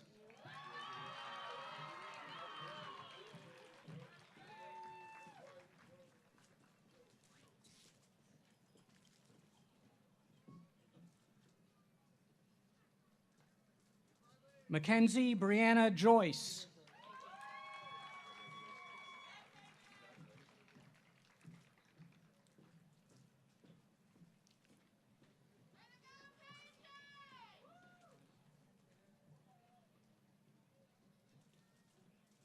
Savannah Lee Kazee.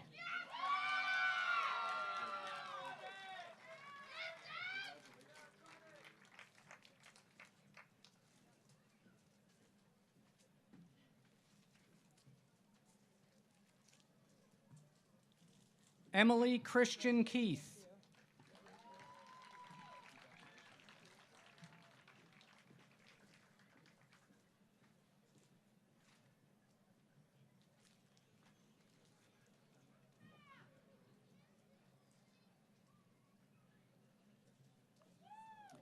Brianna Marie Kirchhoff.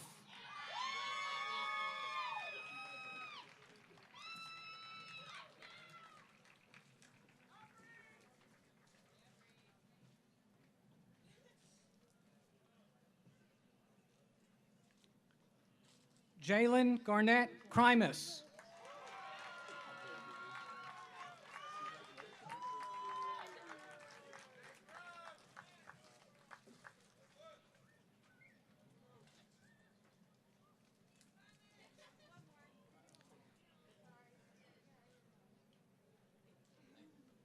Tyler Gareth Lau.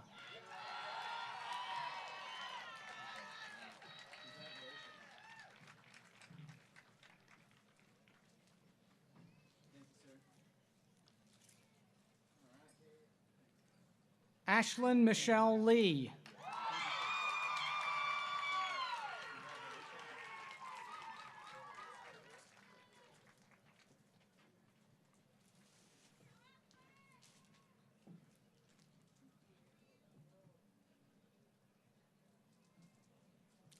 Joshua William Levy.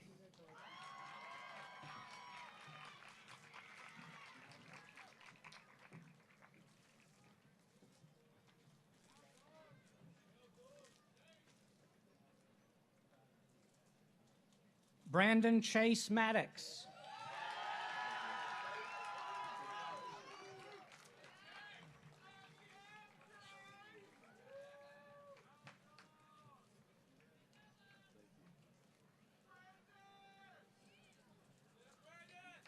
Terrell Coleman Mackenheimer.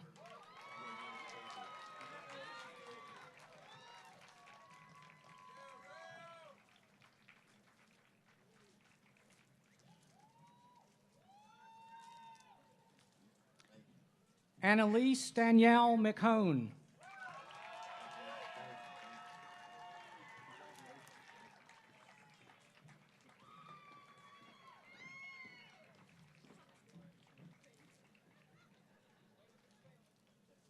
Jet Madison McReynolds.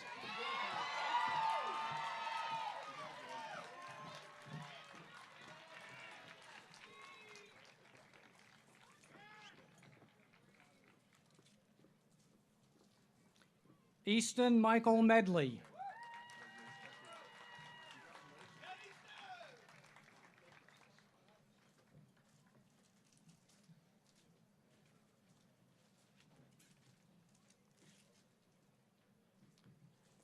Jordan Kamar Mighty.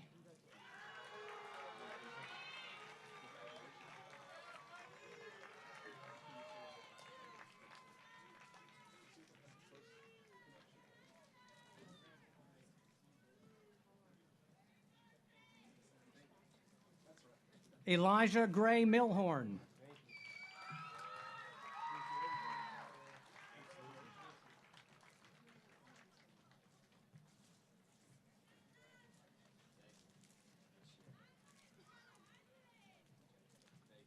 Malcolm Lamont Morgan.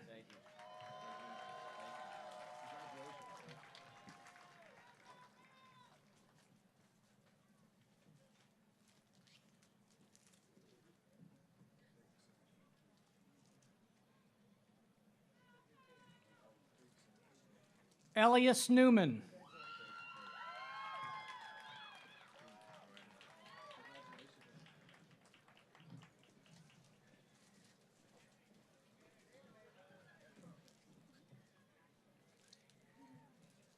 Austin Lewis Outland.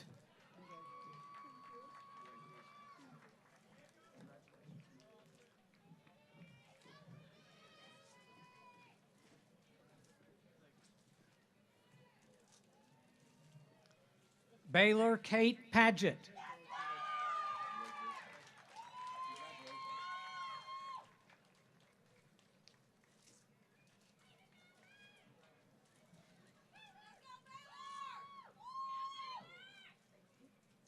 Louis Zola Pereira Scott.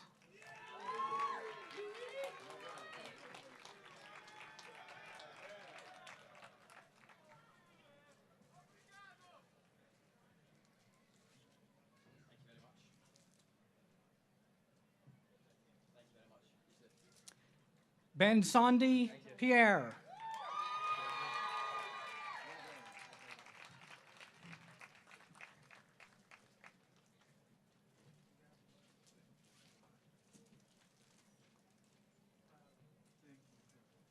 Laurel Madison Pollock.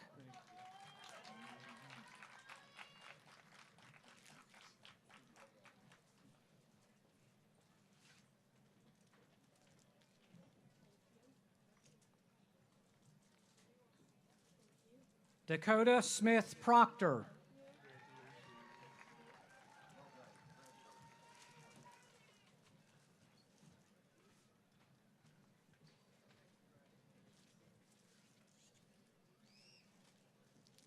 John Dempsey Rice III.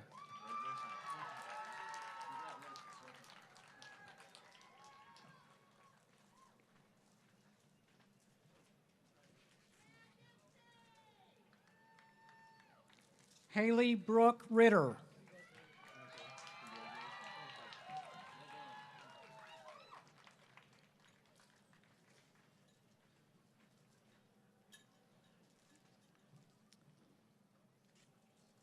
Thomas O'Neill Roberts.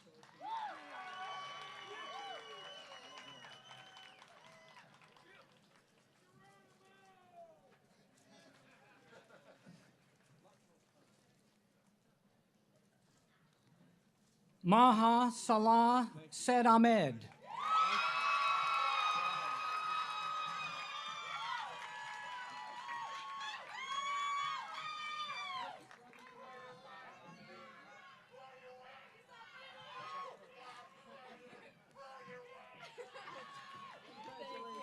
Colton Lane Salyer.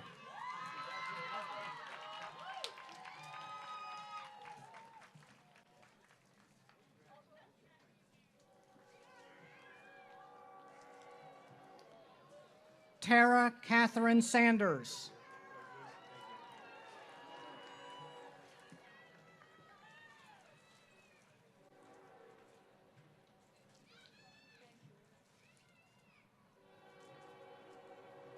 Emily Payton Skaggs.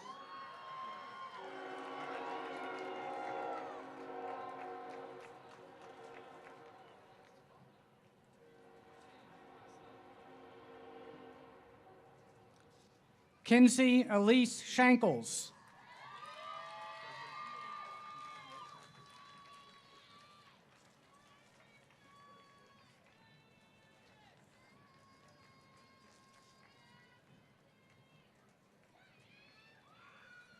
Caitlin Alexa Rose Shockley.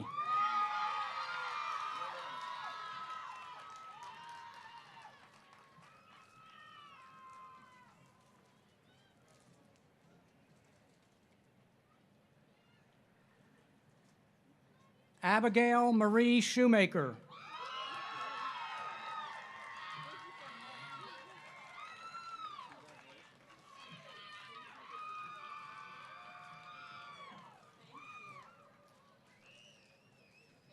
Marissa Nicole Snap.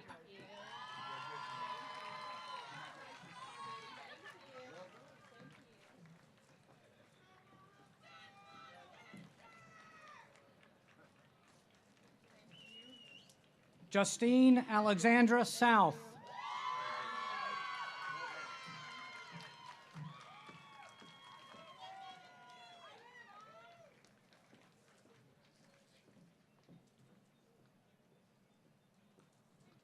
Olivia Marie Strouth.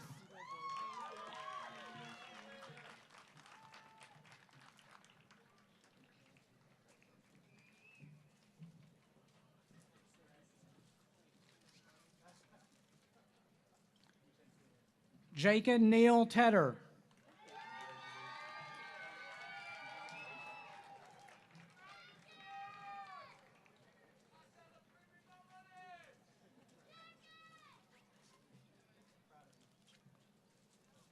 Sarah Ann Thomas.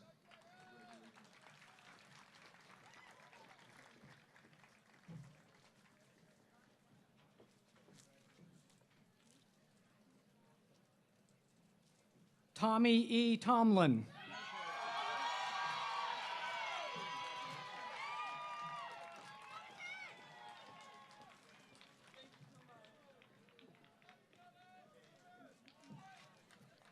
Adonis Alfazeri Laurent Touré.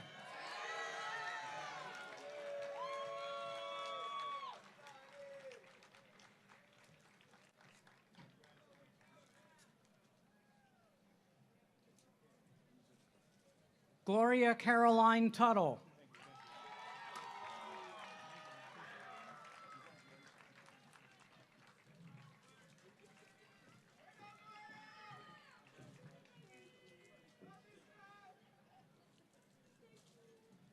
Damian Alexander Utt.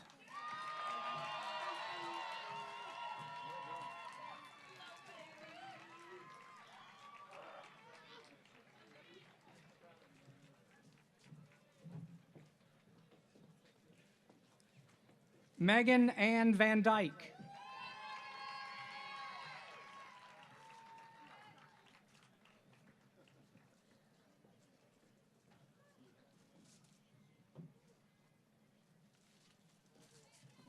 Sean Elijah Watkins.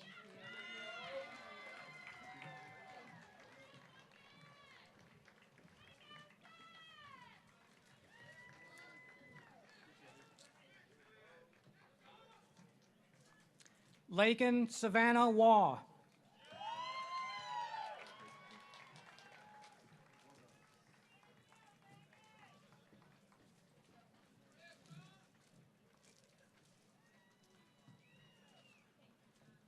Brittany Welch.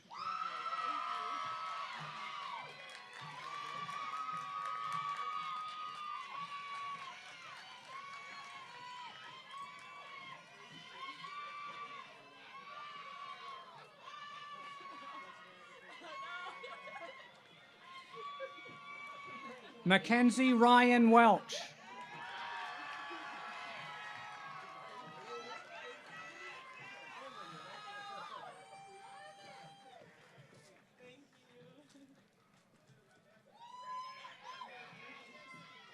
Blake Austin Wilson.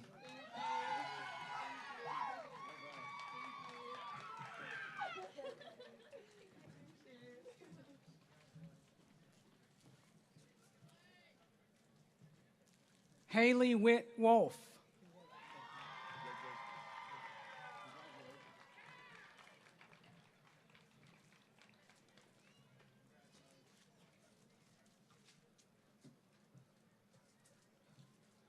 Paige Catherine Woodworth.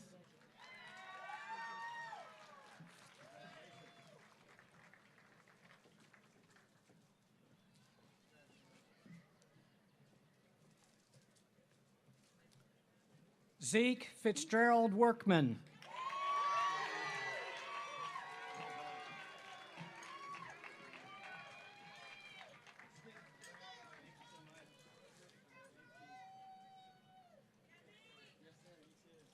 Brooklyn Carolyn Shea Yates.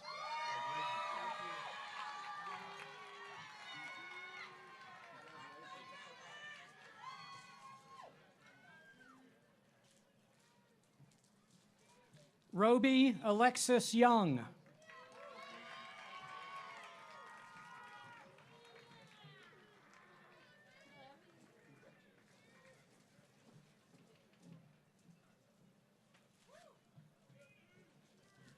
Diego Samaripa Velo.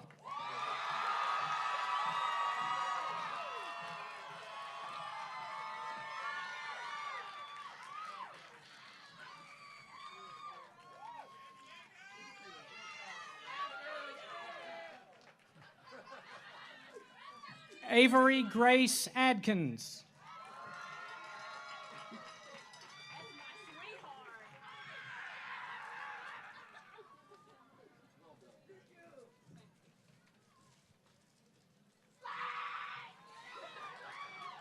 John Mason Alexander Allen.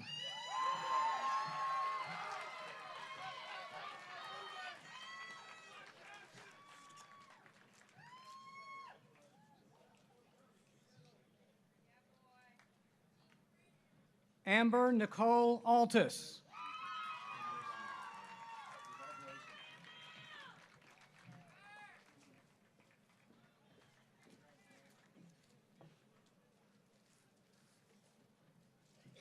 Summer Lynn Arnold.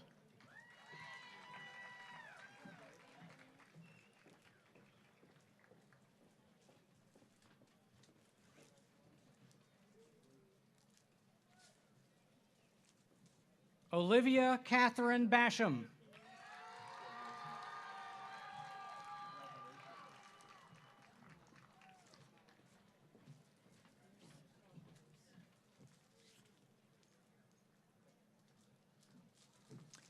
Carlos Eduardo Beltran Carvajal.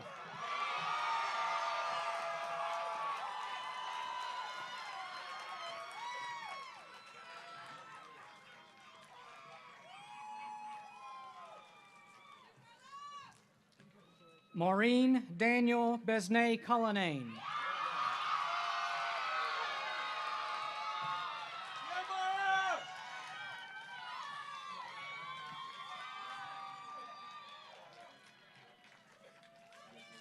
Cass Manning Blevins.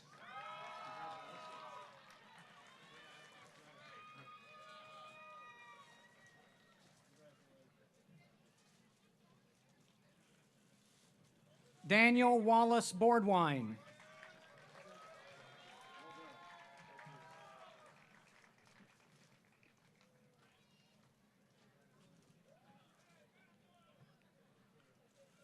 Amelia Faith Bowen.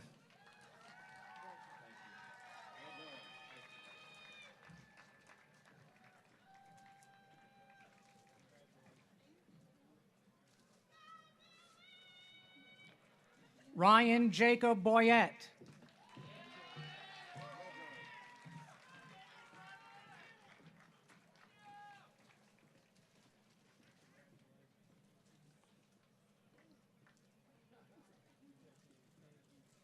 Dylan Malcolm Bradley.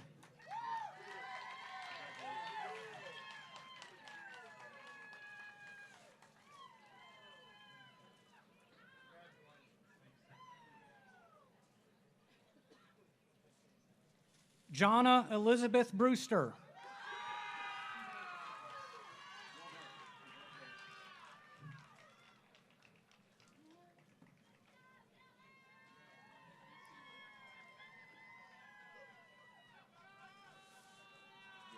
Peyton Elise Burke.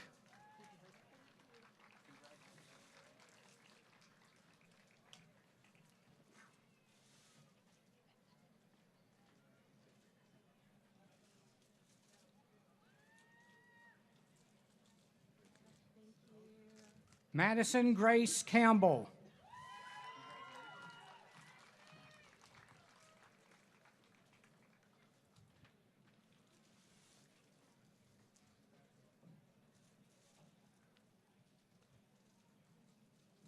Natalie Grace Capone.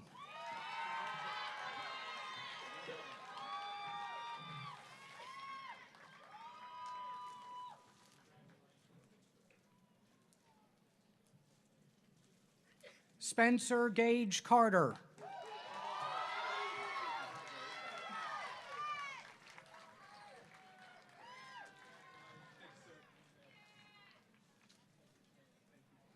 Dylan Paul Catron.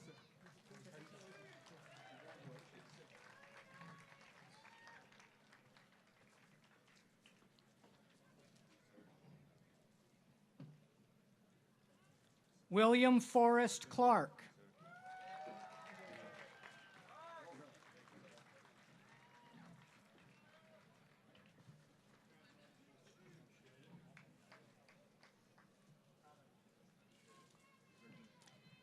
Axel Joan Coronado Cordona.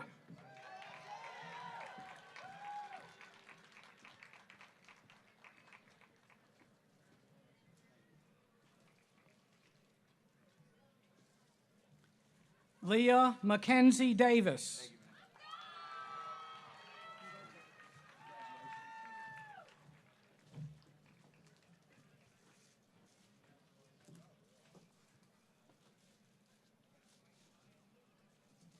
Matthew Tanner Delp.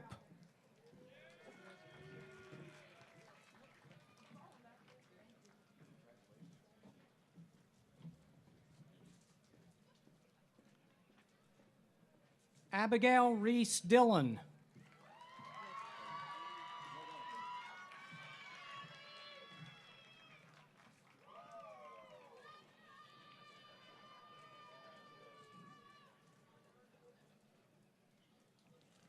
Jalen Bruce Dingus.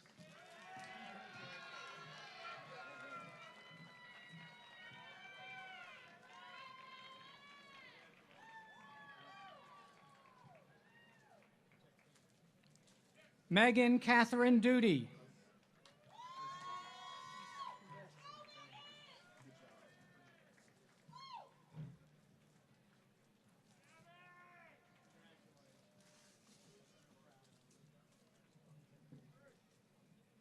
Sydney Lee Fryman.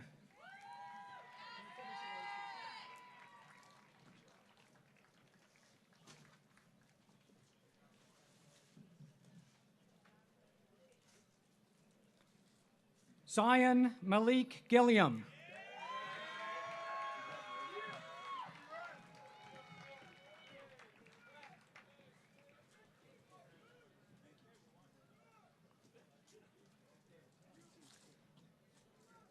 Lucas Nolan Hammond.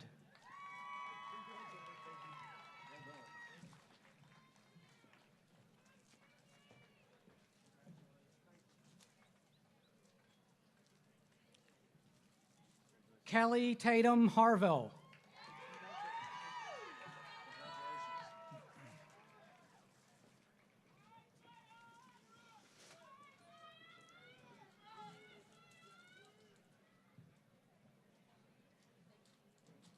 Emily Page Hollinsworth.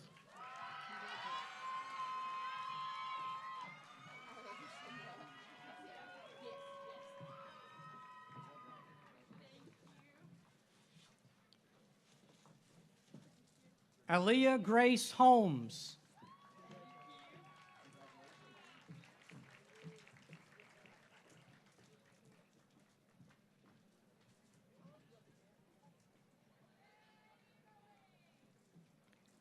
Gregory Jason Horn.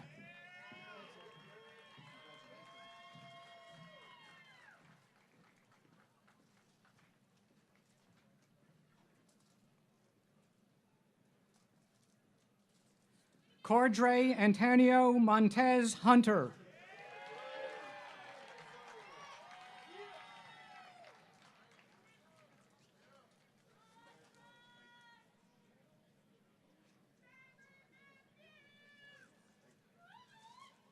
Cameron Gray Hutton.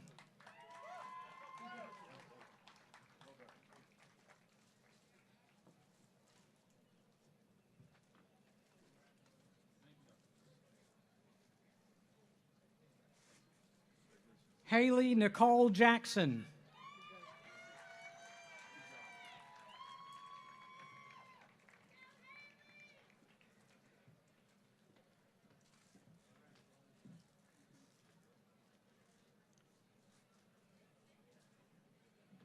Daisy Gail Jenkins.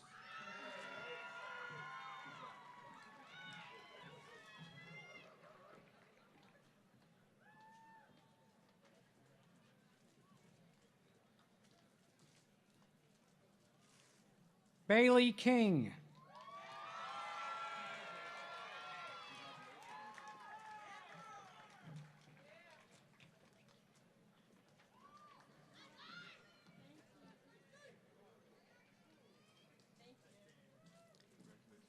Matthew Robert Dean Kincaid.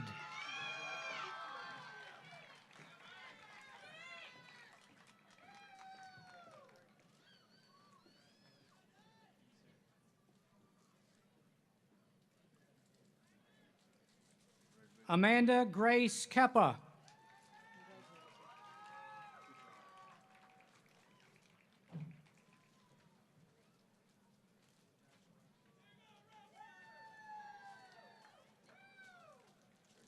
William Jackson Lancaster IV.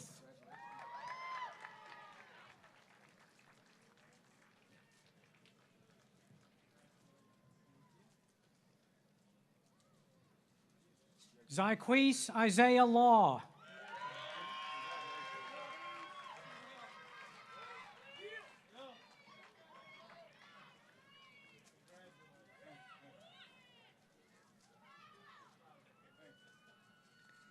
Amaya Simone Lee.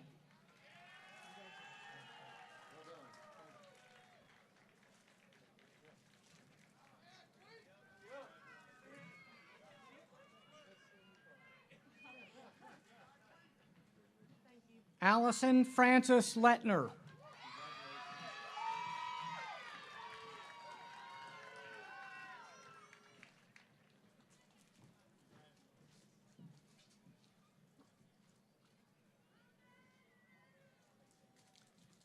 Matthew Bruce Long.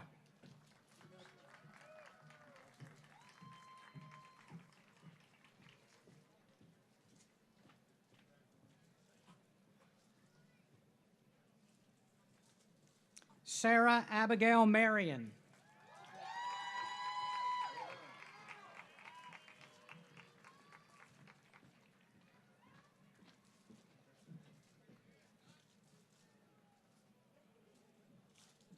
Anicia Simone Martin.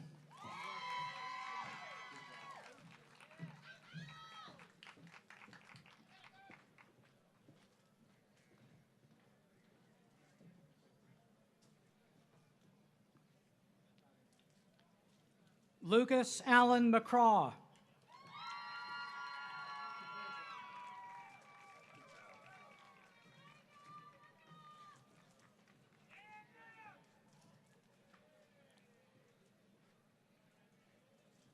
Brandon Matthew McGuire.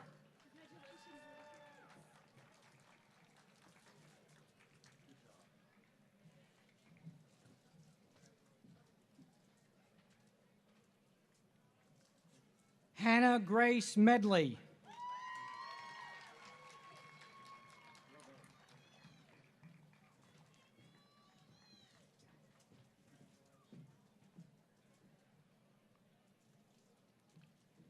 Haley Leanne Miller.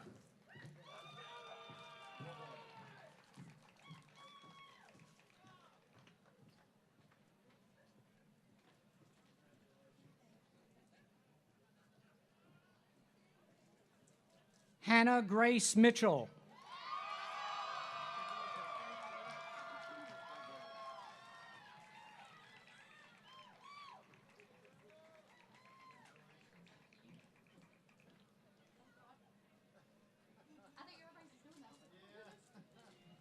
Michaela Deanne Monk.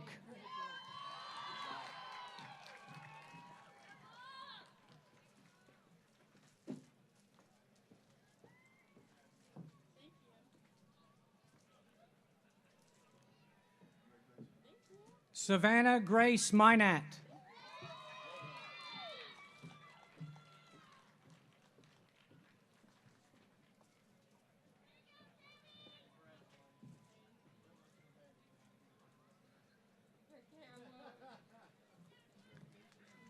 Holly Catherine Orfield.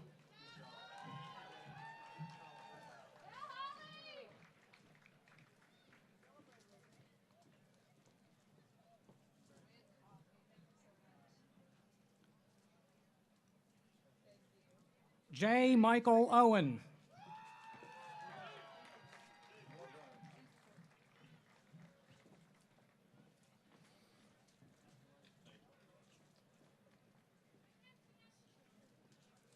Dylan Michael Owens.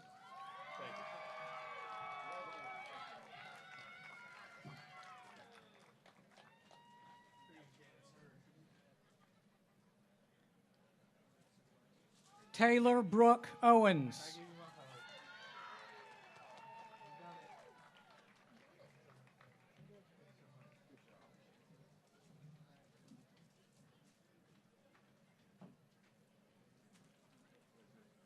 Tiziana Palumbo.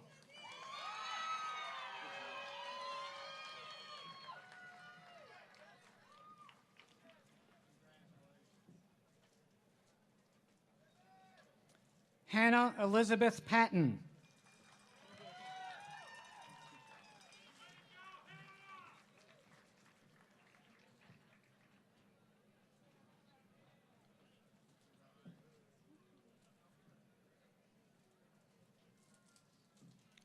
Tyler Aaron LaVincent Phillips.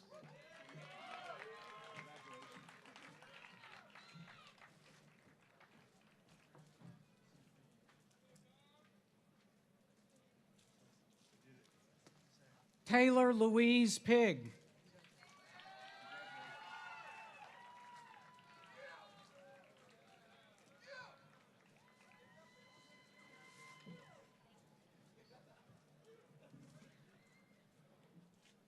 Kenneth Donovan Penix.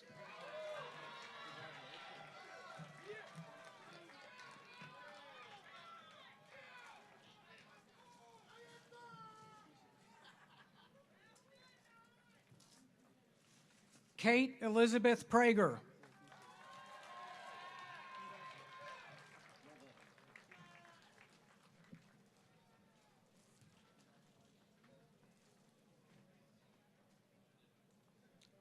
Kelly Nicole Puckett.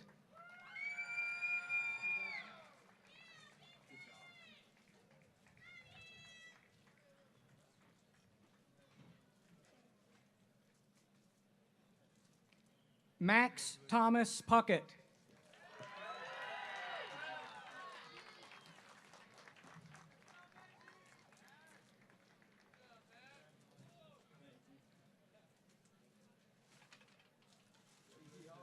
Zachary Davis Richardson.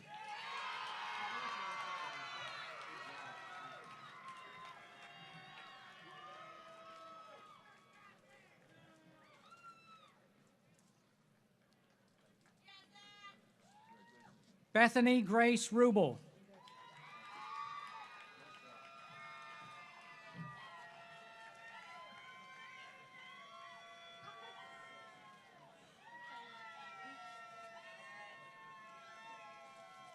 Benjamin David Salerno.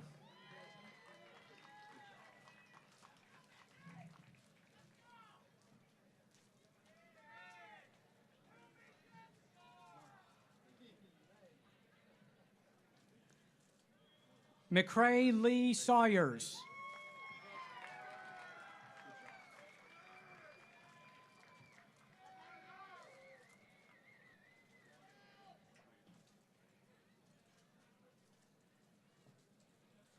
Spencer Thomas Scott.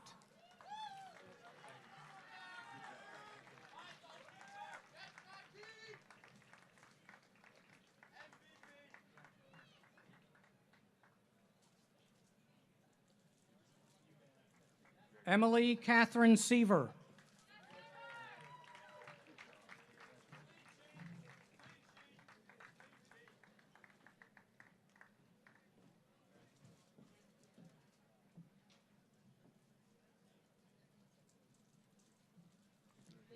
Kyle Andrew Short.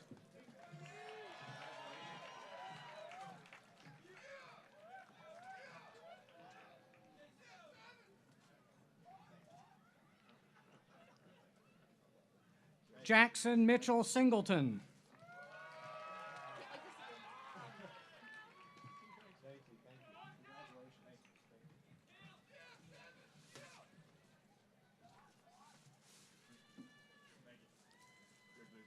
Alana Nairobi Smith.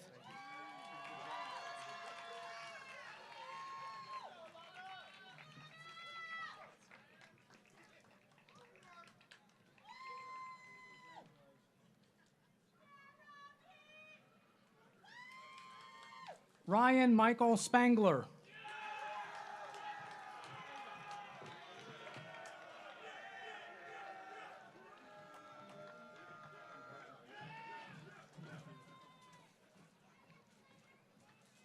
Charles Seth Stanley. Thank you.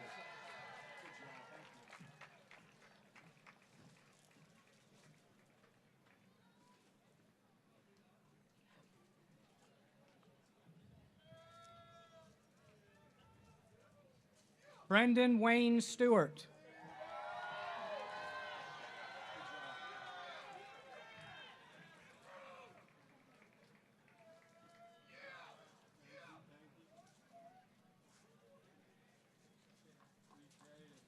Julia Caroline Street.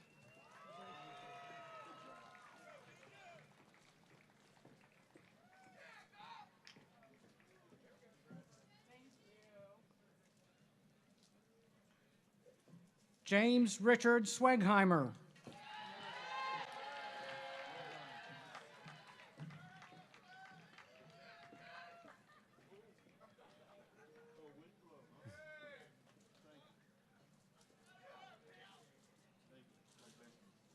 Nathan Levi Tiller.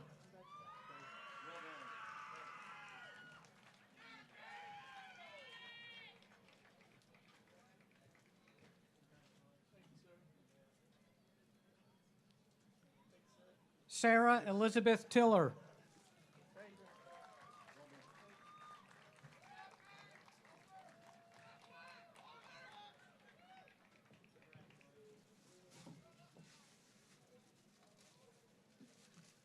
Logan Isaiah Tomlinson.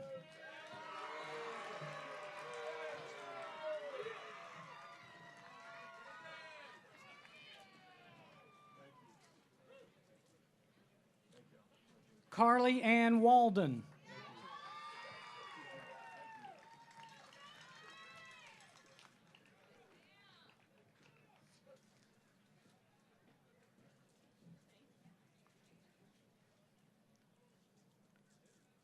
Antonio Lee Walters Reyes.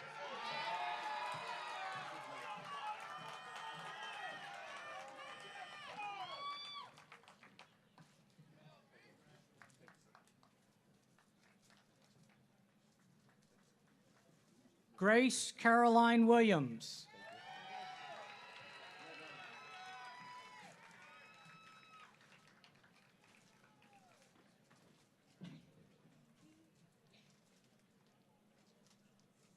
Emily Grace Warley.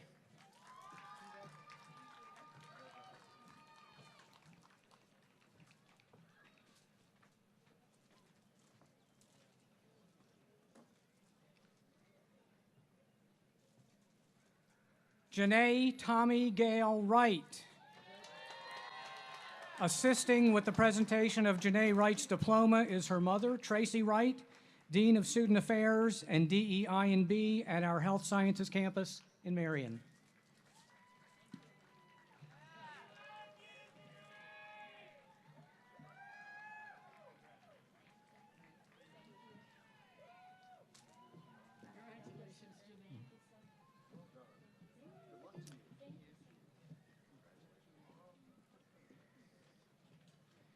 President Wells, I now have the honor of presenting to you candidates who have been approved for graduation by the faculty of Emory and Henry College according to the policies set forth by the Board of Trustees, having successfully completed all academic requirements. They are fully qualified for the degree of Master of Arts or Master of Education, or they will be upon completion of the summer session and satisfaction of their academic requirements. Would the candidates please rise? By virtue of the authority vested in me by the Commonwealth of Virginia and the Emory and Henry College Board of Trustees, and with pride and affection, I confer upon those eligible at this time the Master of Arts or Master of Education degree with all of the rights, privileges, and responsibilities appertaining hereunto.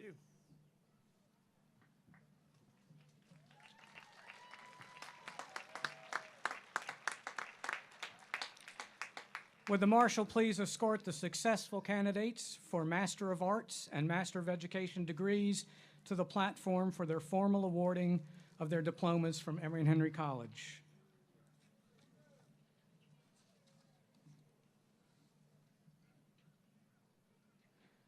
Olivia Claire Bailey.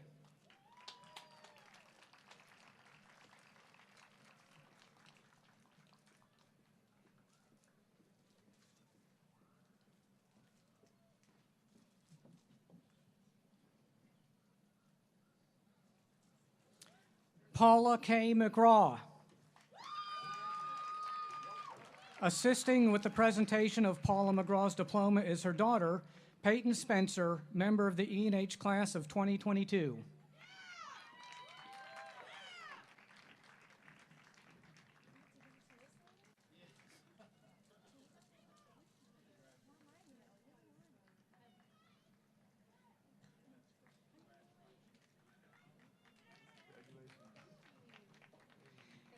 Antoine Xavier Van Buren.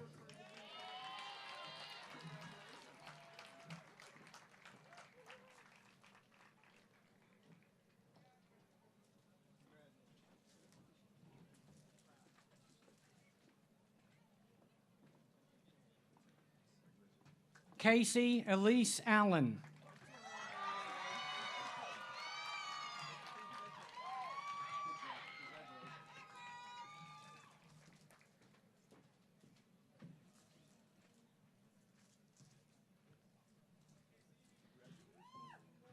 Lauren M. Capobianco.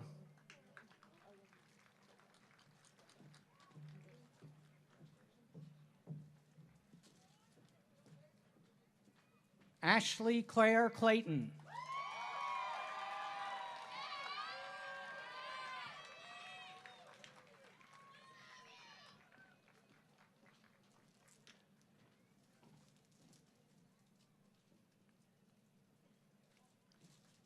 Erica Ann Crabtree.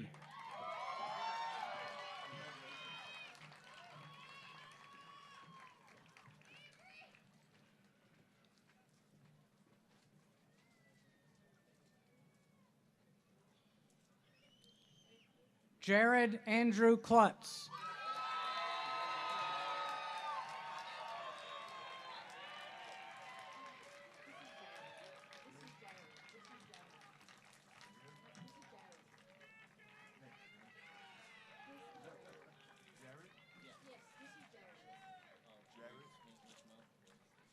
Jacob Moody.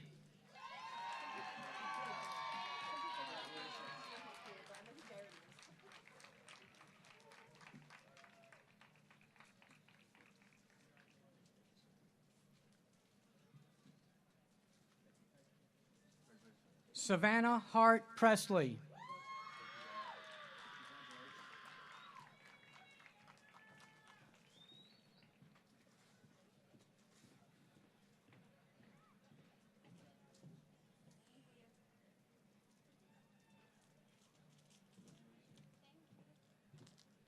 Morgan Faith Stone.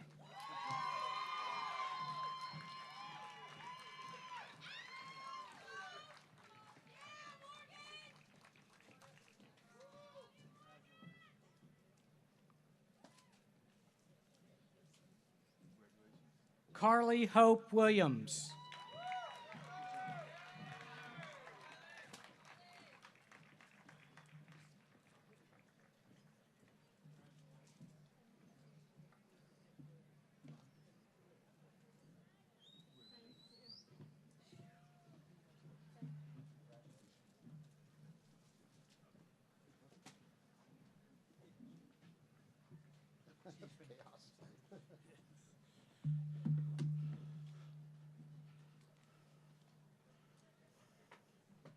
Let's one more time congratulate all of our graduates.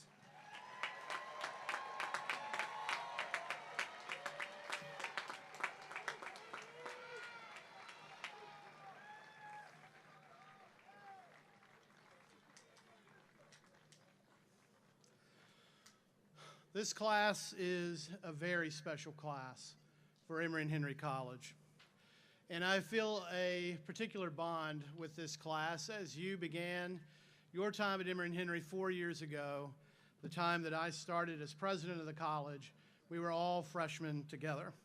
So I am pleased, though, that having in 2019, thinking about when many of you arrived, there was so much hope and expectation. Little did we know that the world would take such a strange turn.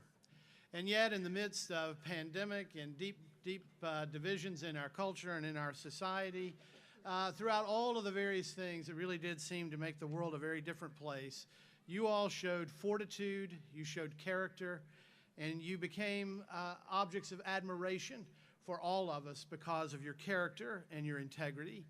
So we're very excited to know that even as the world seems to have many challenges, we know that there is a whole nother group of Emory and Henry graduates who are on their way out there to help fix problems and to make our communities better.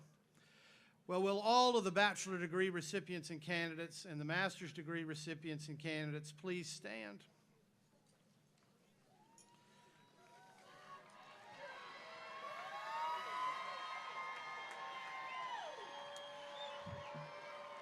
You have reached that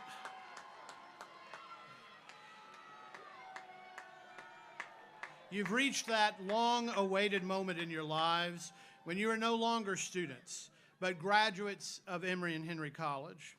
For undergraduates, tradition requires that before graduation, the tassel must be worn on the right-hand side of the mortarboard, and after graduation, the tassel is worn on the left.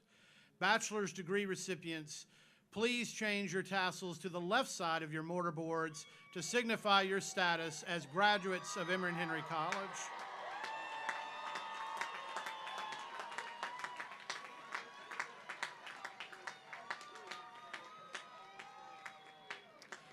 And please be seated. Class of 2023, you have made your mark on Emory and Henry, and I know that Emory and Henry has made its mark on you. Do not forget from whence you came. Remember your alma mater by sharing your time, your talent, and resources, and others before you have making your education here possible. Recommend us to others so that we may grow and thrive for years to come. Now go forth and search for opportunities to make this world a better place as you assume your rightful places in the company of the distinguished graduates of this grand old college. Godspeed, class of 2023.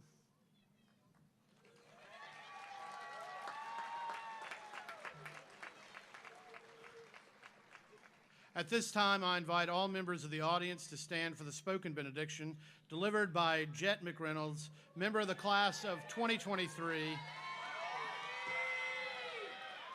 That will be followed by the choral benediction by the chamber choir. After the benediction, please remain standing as the brass ensemble leads us in the college's alma mater, the words of which are printed in your program.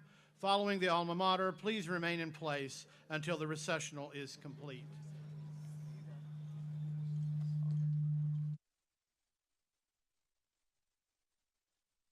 There we go. If you'd please bow your heads and join me in this benediction. Holy Creator and Sustainer, we gather here to celebrate the accomplishments and achievements of this year's graduating class. We ask now that you place your hands on each of the graduates, faculty, staff, and families as we celebrate this occasion. May they all find peace and comfort in this time of exciting change and transition. We ask for your blessings as we are sent out of these gates and into the realm of the unknown. We ask for your guidance as we venture away from this place and into the secret that is this pilgrimage of life. Allow us to confront the injustice of the world with grace and humility.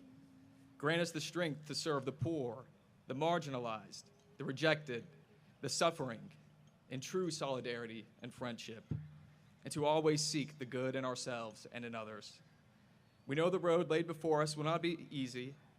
The answers given will often be discomforting. Sometimes there will be no answers at all. Bless us that we are able to receive these with hearts of righteousness. Through your light and your spirit, we are truly led. Through your love and your grace, we are enabled. Let your grace be given to them. Let your grace be given to all. Let us be glad in this day and rejoice. Amen.